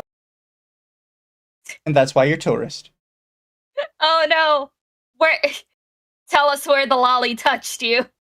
I like how she's just sitting here constantly defining what makes them, and then going, and then they called us tourists. Yeah, you are one. What do you mean? Again, got to do the lolly litmus test now. I'm sorry, but this has to be put into law. How the fuck are we the tourists for defending lollies? They're saying that tourists typically dislike lollies, and they're putting it in like quotations as if it's a bad thing, or like as if it's a good thing. I don't know. I'm trying to figure out where she's going with this. I really do think she just hates Joey. Yeah. And you know, the anime man has been a fucking weirdo. That dude was so pissed off when Australia banned lollies. The first thing Australia banned was No Game, No Life. Literally, the first anime that got hit by the lolly ban was No Game, No Life. Which is considered, like, massive. Yeah, the first one that got hit was No Game, No Life. Like, it was very explicitly mentioned by them as a banned media. Again, Australia is a fucking prison state. It's like, okay, this is actually related to a comment that I left on a TikTok the other day. Fucking what was it? Because someone was talking about censorship in Australia, and I just said Australia is basically a prison state that has some of the most restrictive censorship laws with a non-dictatorship government. It's like, if they can go this far with a non-dictatorship government, how much further are they willing to fucking go? Oh, Australia's a day away from book burnings at any given time. Oh, yeah. That's why he doesn't like all these new anime fans saying, oh, we don't like that they're sexualizing little girls, because that man's a lolicon. And now, as always, people do take it too far. They take a discussion which is important, which is something we should be bringing up, is something that we should be talking about, especially in the current social and political climate, and they make it to the extreme. They do it just to get a rise out of people and make it clickbaity. Calling content creators child predators with zero real-world evidence is an actually insane thing to do, and it is something that places like TikTok have sadly normalized. Sure, I really do not like lolicon or shotacon material. It's actually kind of triggering and gross. I do not like it. I'm very, very vocal about the fact I don't like it. It actually makes me quite uncomfortable. I have my reasons. It makes me feel sick. It makes me feel a bit like when you're sick in your mouth. That kind of, I'm like, ooh, don't like that. But it's scary how people went from discussing the real issue and the poor take that Joey had to suddenly branding somebody as a real world threat to real children. If I had a quid for every time a child online decided to try and talk down to me about an adult piece of media such as Needy Streamer Overload, a visual novel, or even just Supersonico, I would be a very wealthy woman. I would be rolling in it. Early retirement. TikTok is again not the place for nuanced discussion. It is not the place for good research. So how come every single video you've shown against Joey is from TikTok? Yeah. I was about to say the exact same fucking thing. Like, you're shooting yourself in the foot here. With everything you say, it's like, okay, you realize all of your citations are TikTok. A lot of people will just speak out of their hole on TikTok comment sections, and their source will be trust me bro. Now again, that doesn't mean that people can't have criticisms, that's not what I'm saying, but I am saying that people on TikTok do just tend to take a discussion, a thing that you should be talking about, like, oh, this is, yes, you know. Get rid of intersectionality. Look, where did the lolly touch you? Here's the thing I'm gonna have to say outright. Kids do not belong in anime discussion, point blank period. Even if it's a children's anime, kids are not supposed to be in these internet chat rooms. They are not good for them. This is something we all learned when we were younger. Yep. Apparently we don't teach it as much now. In those AOL chat rooms, just like age, sex, location, ASL. Fuck is internet intersectionality? So intersectionality is an old feminist concept that basically tries to tier people based on how many like qualities they have that are considered minority qualities. And the higher tier you are, it means you have more minority qualities. The more your opinion should matter, and the more like put upon society is for you. So like a woman would be under intersectionality is labeled a minority. A woman who is also Muslim is a double minority. A woman who is a black Muslim is a triple minority. So under the rules of intersectionality, she is the most important and the most put upon person in the conversation, and you are physically not allowed to disagree with her. Intersectionality is retarded. It is open racism, and people just pretend like it was anti-racism somehow. She's comparing the people calling Joey a pedo to people calling others tourists because there are real-world consequences. Ugh. Devastator for 11. First off, the haterade and molesterol vibes coming off her are unreal. She acts like she asked him out and got rejected. I mean, AM and Textuber. I think Textuber is the Twitter account. And Toa for 5. That's actually not the original definition of intersectionality. The original one was kind of sort of slightly useful, but it's basically that one now. What we should be talking about this, and they say, okay, also, this thing now exists. The way that TikTok kind of works is it wants to promote the most extreme possible outcome of a. Was that in her video? Yes. Why did you? Yes, I don't know. Should be talking about this, and they say, okay, also, this thing now exists. The way that TikTok kind of works is it wants to promote. The edit was so fucked up. Why is it? It's so delayed. Like, does she not check her videos before uploading them? I'm wondering where that was even supposed to go in. Like, was it supposed to go when she swapped hands? Yes, I believe so. That's the only place that would make sense. That's not even, like, sort of mistimed. That's like a full, like, 30 seconds off. How do you fuck that up? Do-do-do.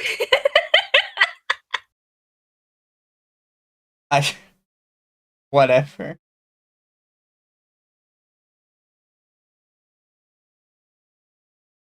The most extreme possible outcome of a thing. So it goes from being a nuanced discussion or a level discussion in education on, hey, maybe you don't compare like just anime to the colonization of indigenous people, to then suddenly just being a discussion about how somebody is apparently a predator. The amount of comments I saw calling this man like a straight up child predator, not just even like a lolicon. Are we talking child predator?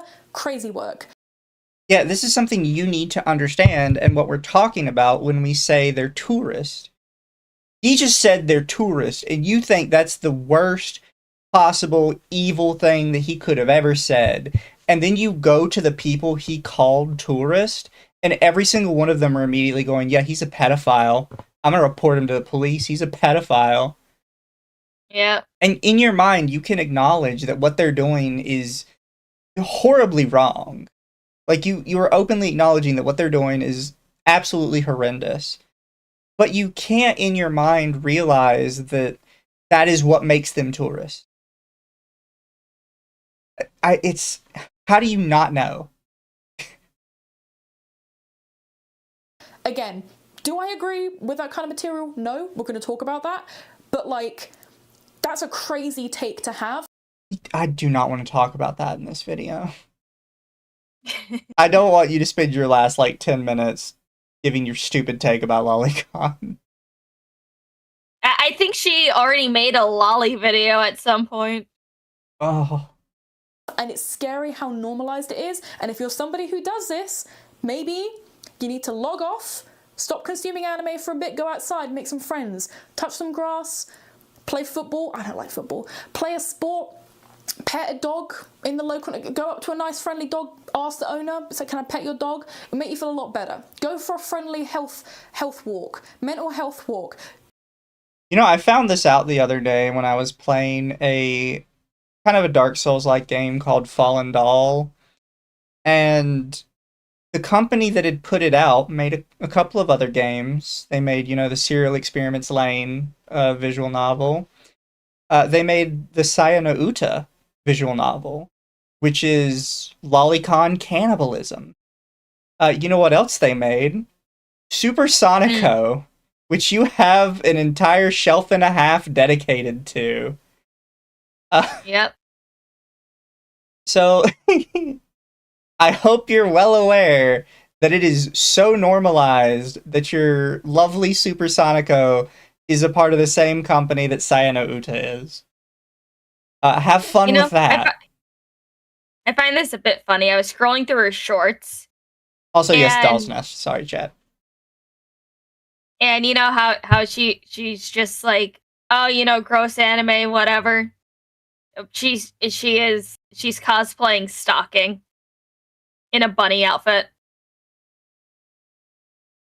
By the way, this came out with the new Panty and Stocking thing.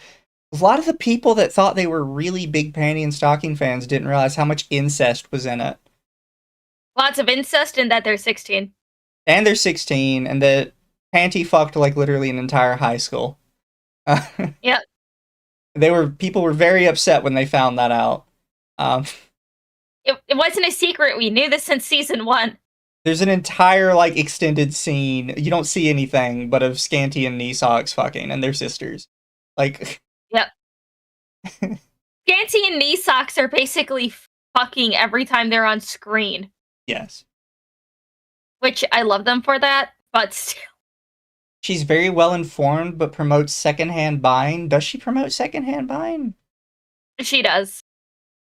I mean, do it if you have to, but if you can, like, get it from the official sources, that's the only way they make money.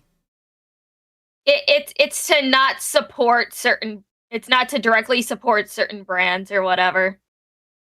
She's retarded. Yes, she is.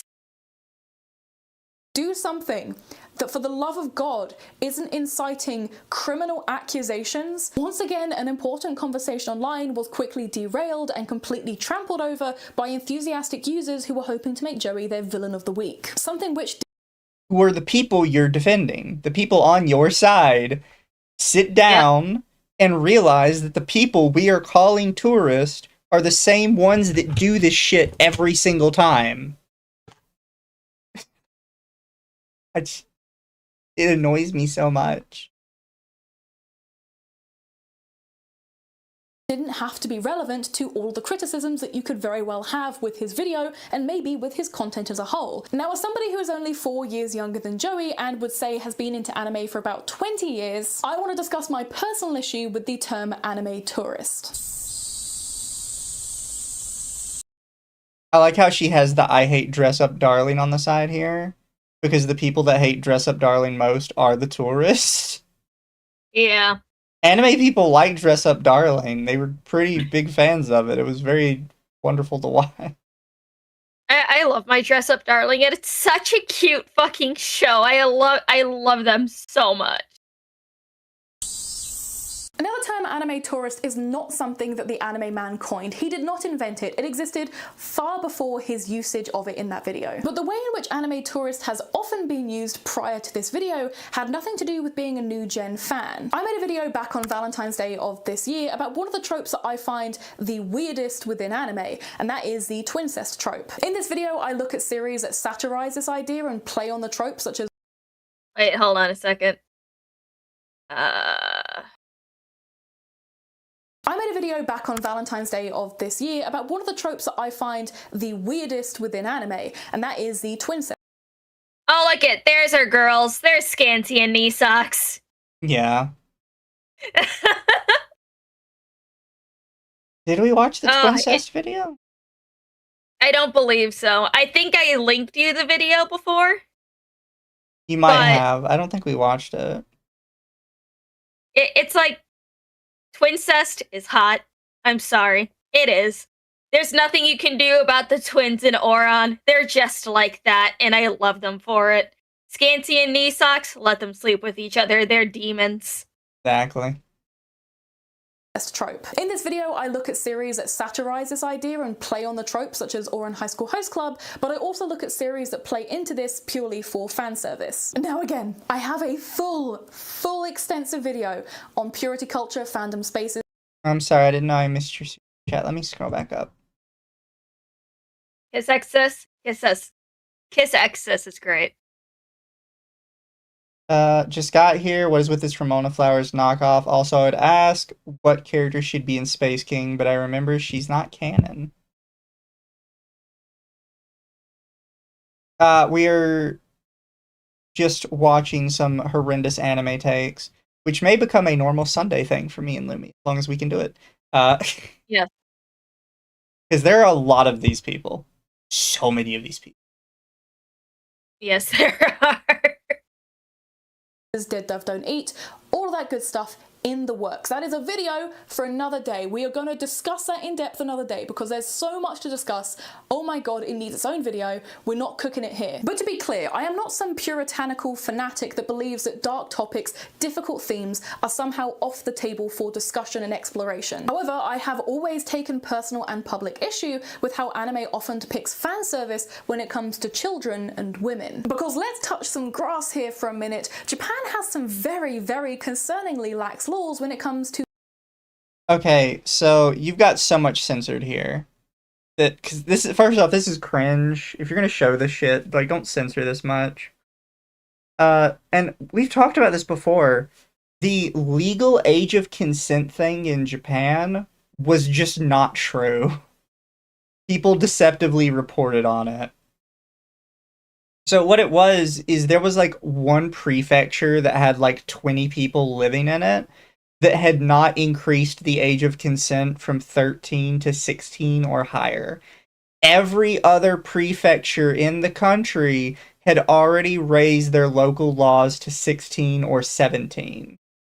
What Japan basically did is they made their version of like quote unquote federal law to be 16 universally so nobody could have it lower, including that one specific prefecture. This was not a widespread issue in Japan where people were having sex with 13-year-olds. Still think 16 is low? Most of the world is 16, actually. A lot of people mistake it as being 18. Half of America is 16. About a fourth of it is 17, and another fourth of it is 18. Most of the UK is 16. A lot of Europe is between 15 to 16. Japan is actually pretty in line with the rest of the world on this.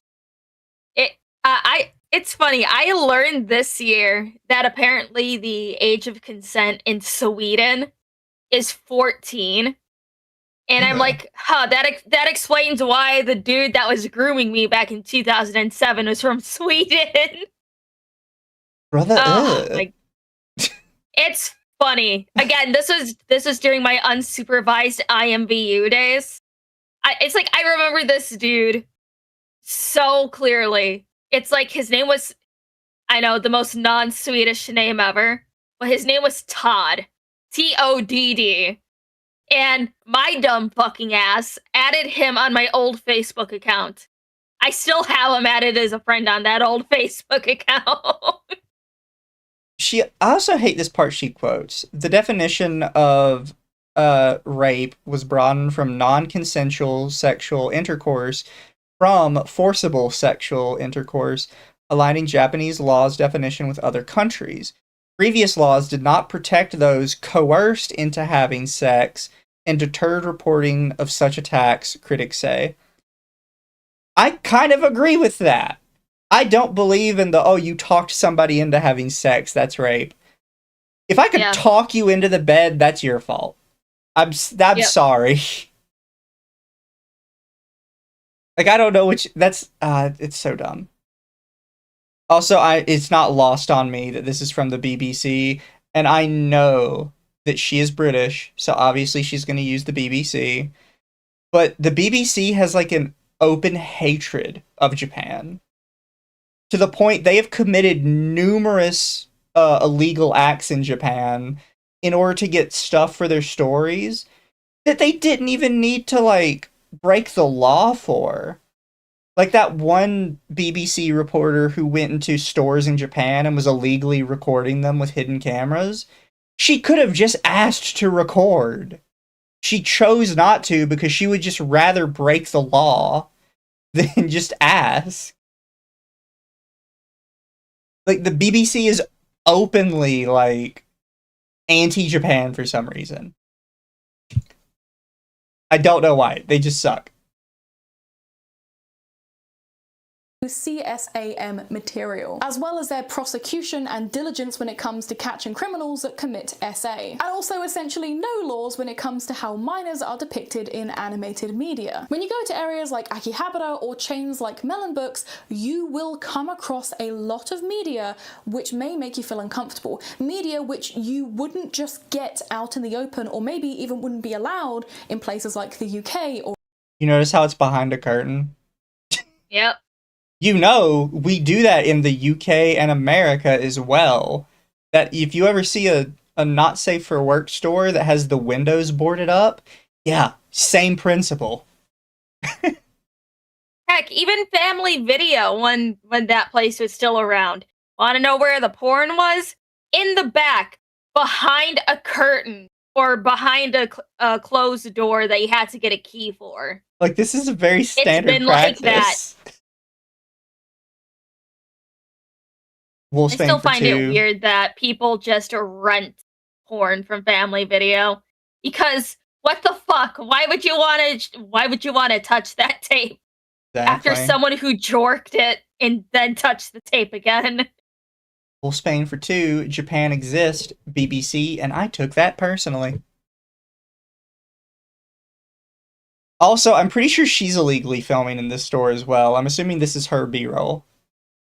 You're not allowed to do that. Or Australia or America, and it is just out in the open, sometimes in fairly public view, or just in an anime shop on the stairwell. A lot of this stuff isn't safeguarded, covered up, censored in the same way that it is here. You're not experiencing a lot of barrier between you and seeing that content. And again, regardless of how much of a who cares? It's not real. Where did the Ona hole touch you? seasoned anime fan that you are, I think it's valid to find that stuff uncomfortable. I think it's really normal to see that stuff and think, hey, that's not a bit of me, actually. Man, how about you do this? It's very simple. You turn and walk away.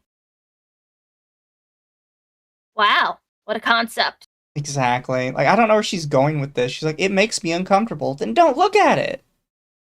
You were actively, like, looking through a curtain in that store to see it. I kind of don't like that. It's a bit strange how normalized and glorified it can be. And in my video on Twincest, I said just as much. It almost feels like the karmic balancing of the universe. If you have a show like Candy Boy, then you need to have a show like Dominion Tank Police. In Candy Boy, it's specifically made for the viewer's pleasure, whilst in Dominion Tank Police is a means to an end to benefit the duo, using others' fascination and interest in them to their advantage. At the end of the day, I think exploring difficult or taboo subject matters can be tackled in good faith. Just because a movie or novel explores problematic themes that have come from real life stories or experiences doesn't automatically mean it exists to be desirable or enticing to the viewer. I think we forget that just because an adult situation... You know, I used to like, you know who Sigmund Freud is, right? Of course. The father of modern psychology. Yes. And I used to defend his take that basically that people want to fuck their mother. And I used to defend it in the way that I believed what he was trying to say was not that people literally want to have sex with their own mother, but that when they're looking for a partner, they typically choose somebody that has the personality of the gender of the parent that they find attractive, because as they grew up, that's what they saw as like love in a relationship. So when they go to look for a partner, they look for somebody that's similar to their parent, because that's what they understand as a good partner. However, watching people like her, I'm kind of on the other side where, you know what, I think he's just right that people just want to fuck their mother, because your entire logic here is people want to watch incest anime because they want to literally have sex with their siblings. Mm-hmm. Like, I feel like maybe he's right because that's your thought process. And maybe I was just wrong and people really do just think of that way. Oh, I'm just scrolling through Twitter and off topic. I like it. Here you go. Since Rarity's your favorite girl. Oh. Somebody's gonna do horrible things to that. Oh, 100%. I'm gonna send it to Arch. He has the disposable income. He could get the $300 Rarity. Or topic is being handled, that doesn't necessarily mean it's being sold to us as an enticing fantasy. I do not think any normal adjusted person would watch The In-Betweeners or any of its PG-13 rated scenes as something to rev your engine up to. However, in turn, I had a lot of people in my comment section over on Addie, people rev their engines to a lot of weird things. Do I have to remind you that the Wonder Bread Man exists? Do I need to remind you that the Wonder Bread Man still actively gets commissions and fan art and is very active on Twitter and is a very big fan of Hazbin Hotel? Well, I'd also have to say this. I don't think she realizes that people from like our parents' generation would look at her shelf and be like, why do you like these? This is just weird. You're just a weirdo. Yeah.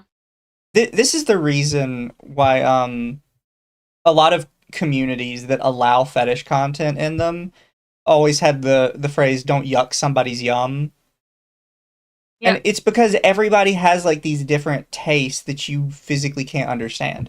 I guarantee you, I could go on the street right now and find a boomer that I could show your shelf, and they would say, "Oh, she's a weirdo for having all that. She must have like some issues going on in her life. Why would you have that?" Like you can't be like, I think other people are weird, so it is. Well, you know, some people think you're weird, so.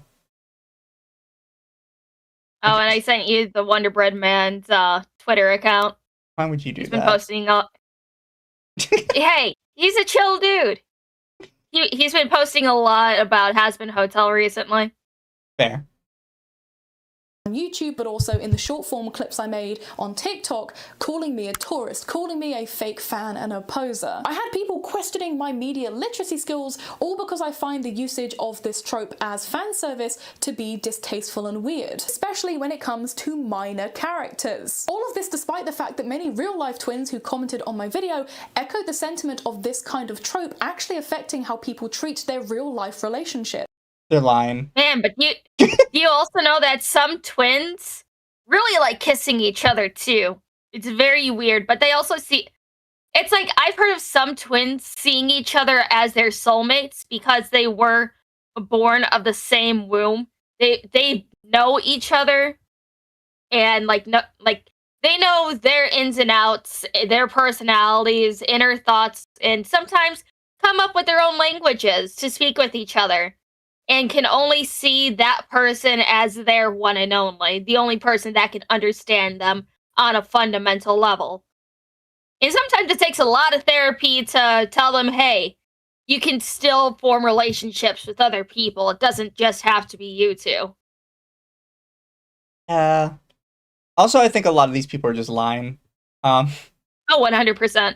A bunch of twins replied to my video. How do you know they were twins? And even if they are twins, how do you know they're telling the truth? That's the thing. Like, people could go on the internet and they can just lie. It's like Ticks and Roses. She had people fucking fooled that she had Tourette's and shit for years. I didn't fool me. I knew she was lying. I knew she was lying too, but a lot of people believed her. Yeah. The fact that being a twin is often fetishized through the same lens that quite often is serviced in anime and other forms of media. And another female creator like myself actually had the same kind of backlash, in fact quite a lot worse, when she made a video on the 2000s anime girl eroge image. Who is this? Ambattii. Ambattii. The unfortunate truth behind preteen girls' anime profile pictures. Images that were often used in nightcore edits and were glorified for people my age. And to be honest, I found her video to be a really great reflection of the fact that young people quite often find themselves within anime and use anime as a creative outlet. They took these images of young anime characters, these cool girls in cool clothing, and they found a way of making it into their OC, using it as the cover for their Wattpad stories. They weren't seeing it through the same lens as it was created, they were making it into something new. But she got dragged on Twitter for this video and was harassed a lot in her DMs just for having the opinion that she didn't like where these images originally came from, but she found it cool how they were repurposed by young people who were getting into the medium. All of that harassment for just saying that she didn't condone certain depictions of children within anime. On a regular basis, because instead of saying what she should be saying, which is, parents, you need to watch your children and stop letting your children like attach their identity to porn. Her take was, we need to get rid of the porn. Wait, hold on. Hold on. This person, Ambattii, is the one that did the Heart of Gold animated short film for her college thesis? No, this can't be the same chick. I remember this. Oh my fucking god. How you have fallen. Did you not get hired as an animator? Is this why you're making videos like this? Probably Oh my not. fucking god. I found them. Her art style is so cute too.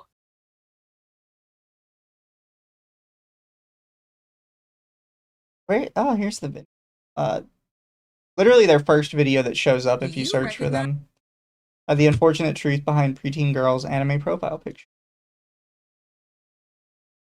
The fact that her only popular, like super popular video was her college thesis film. Yeah. Is wild. Also, her pinned comment on this video, what was the first thing that brought you into the anime world as a kid?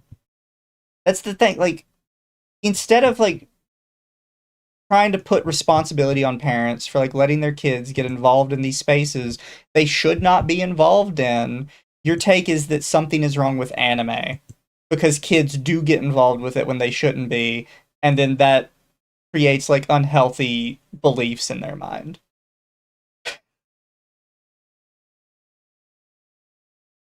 Also, sorry I interrupted you. Where are you going? Oh no, you're fine. I was just looking at this, and like it's funny because the picture of the anime girl on the cross and stuff, the artist for that actually recently spoke out on Twitter and stuff like a couple months ago. They're just like, "Oh yeah, I'm the original artist for this. Crazy that this is still popular." I'm just like, "Oh my fucking god. You formed a huge part of my teen life. Good for you." Yeah. Ah, man. I still get harassed by pro shippers, lolicons, and shotacons for not enjoying that content, for vocally saying, hey, that's not a bit of me. Hey, I don't like. Just as a by the way, you have not shown us any harassment this entire video. People disagreeing with you is not harassment.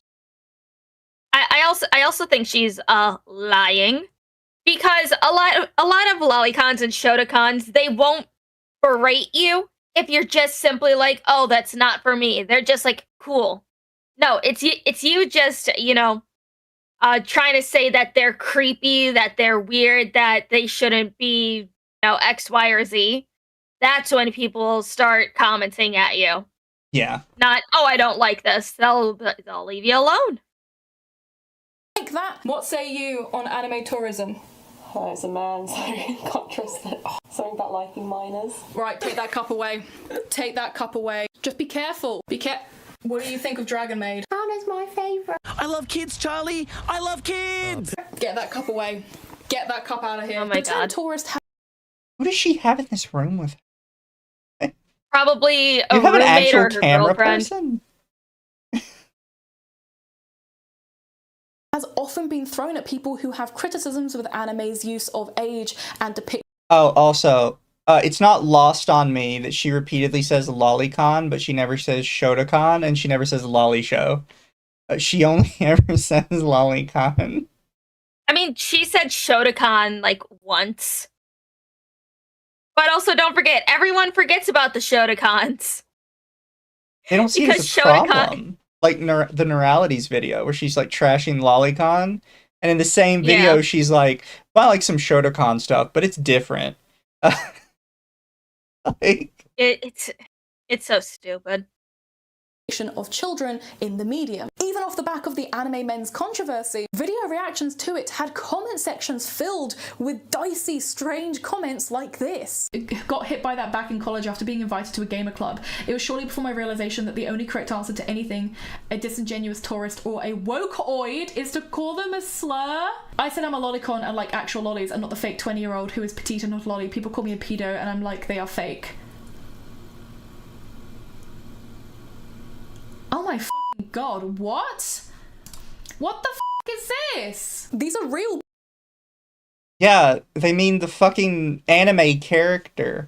Unlike you people that for some reason think lolly refers to real life existing children, everybody else is well aware it refers to an anime character. Wait, hold on. Please, I forgot who said that. Oh, I don't ship myself with fictional characters because they can't consent. I wonder if she's on the same wavelength as that dude. I don't remember who said, "Oh, the fictional characters can't consent." Bullshit. If any of you guys in chat can remember, please remind me because I want to laugh about it again.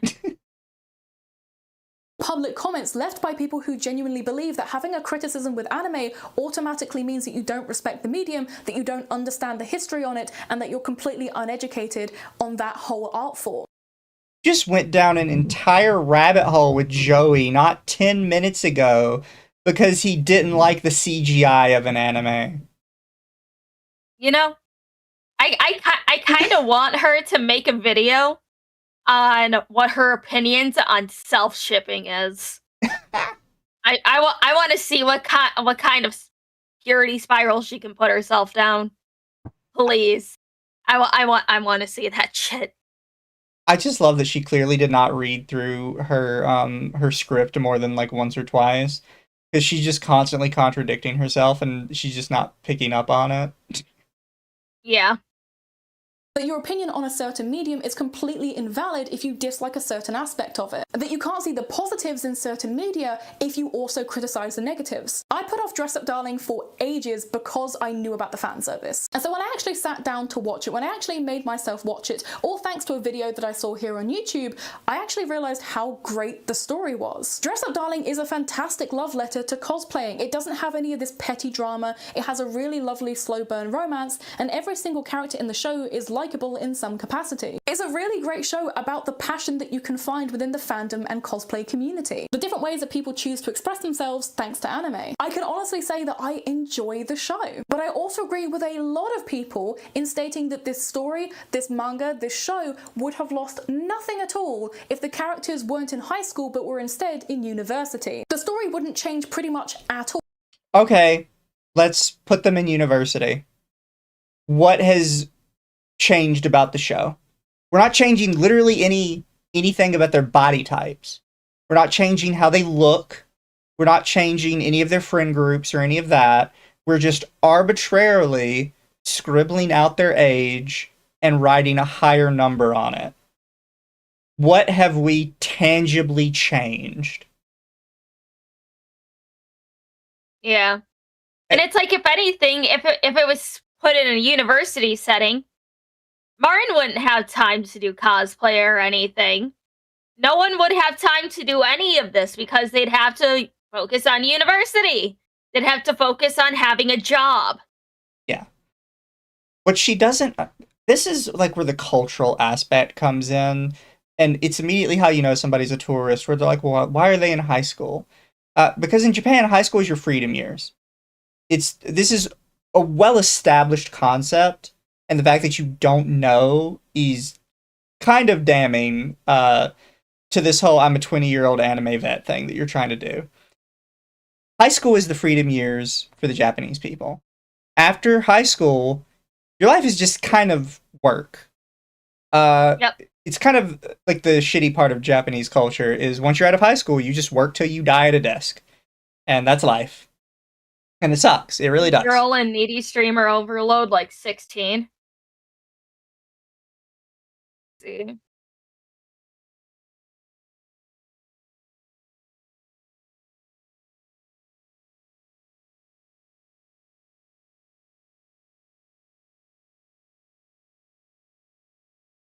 Between 20 and 24 years old. Confirmed minimum age 20. Somebody says that she has to be at least 20 because it stated she is on the Japanese National Registry. Yeah. I don't know how true that is. I don't know much about the Japanese National Registry, but I have no problem accepting that because that seems like a decent enough explanation. It could be completely identical. There's nothing that really makes it essential to have set in a school. But it'd make the overbearing fan service of who is a teenage character a lot less of a roadblock for what genuinely is a really sweet story. But why is it a roadblock? Because if you genuinely think that the fictional character having an arbitrary number on them matters that much, then you're saying, like, you'd be perfectly fine with them sexualizing what you consider a teenage body as long as they tell you it's older. Your own logic doesn't process. The age requirement to be on the Japanese National Registry through naturalization is 20 years of age. Fair enough. I don't think criticism has to be or should be black and white. I think visual media has that gift of being able to explore dark and taboo topics in a many number of interesting ways. When we use terms like tourism, we completely shut down this conversation when it comes to anime, and we also don't allow the medium to grow as a whole. Because we don't want it to change. It's not growing, you just want it to be different. And we don't want it to be different. That's why we liked anime in the first place. Oh, of course, she's talking about garter belts, lips. If panty and stocking can fix Garterbelt's lip colour to be a lot less racially caricaturesque in Season 2, I don't think it's too far of a stretch to expect anime to continue to evolve as more and more people have their criticisms and feedback with the art form. Not every video or creator has to be this Kubrick level of cinema, but the anime men have their niche, and that's within safe. I have to point out, because you said the garter belt thing. First off, I don't think Garterbelt's lips need to be changed, but you are comparing changing the lip color of one character to rewriting the entire genre to be different because you think it's creepy. And it's like, honestly, his lip color was just fine. Now it just looks like, it's... Yeah, I guess technically it made the animator's life a little easier because now he's just all one color. Yeah. In terms of his skin. Palatable and surface level anime content. Sure, their video was not good, but the backlash that they got was on par with creators who have been called out for serious crimes, genuinely heinous behaviour. In my opinion, it just really wasn't warranting the brutal backlash that it received. I'm not gonna lie, it's a little bit weird to me that anime fans were so vocal about this, but they don't use that same passion or energy when talking about actual issues within the medium. People literally outing themselves and choosing to die on the hill of the 2,000-year-old anime dragon waifu. Yes, because we need to tell you this.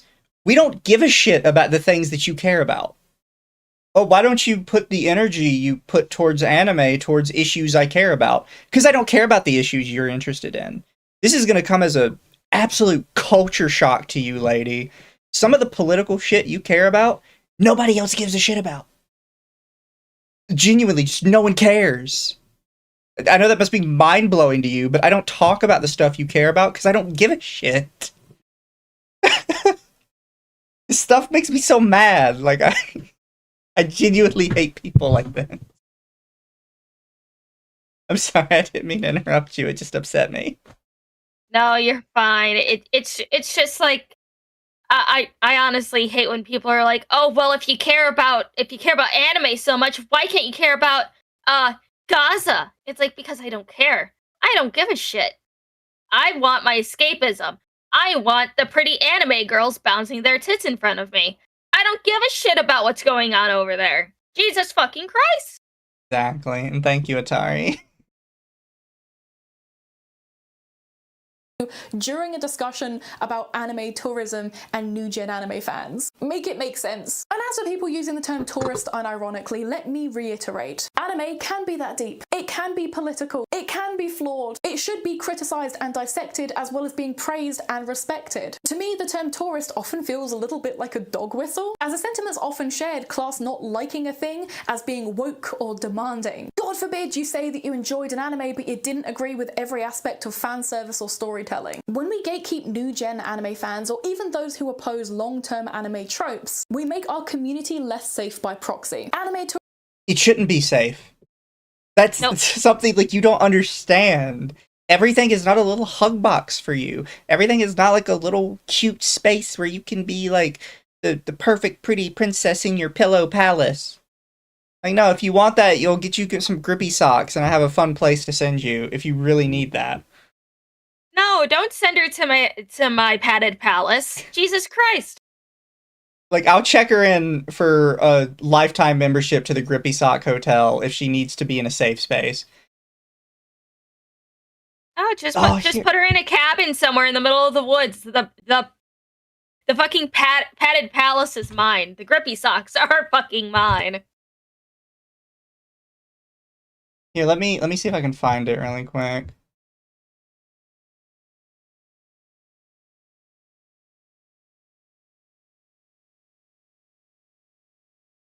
Why is YouTube just giving me shorts right now? Holy shit. Are you on the shorts tab somehow? No, I'm on the regular tab and it's just giving me... There we go.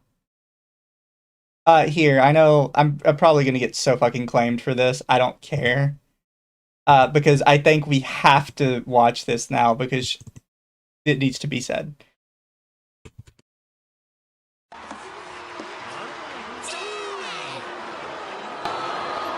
Oh, sorry.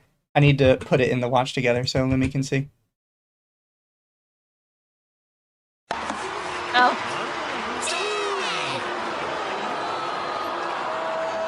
I know you all came here to see Iggy Catalpa because you think he's funny, because you like his style, because you're just plain like him, right? Yeah! But you just think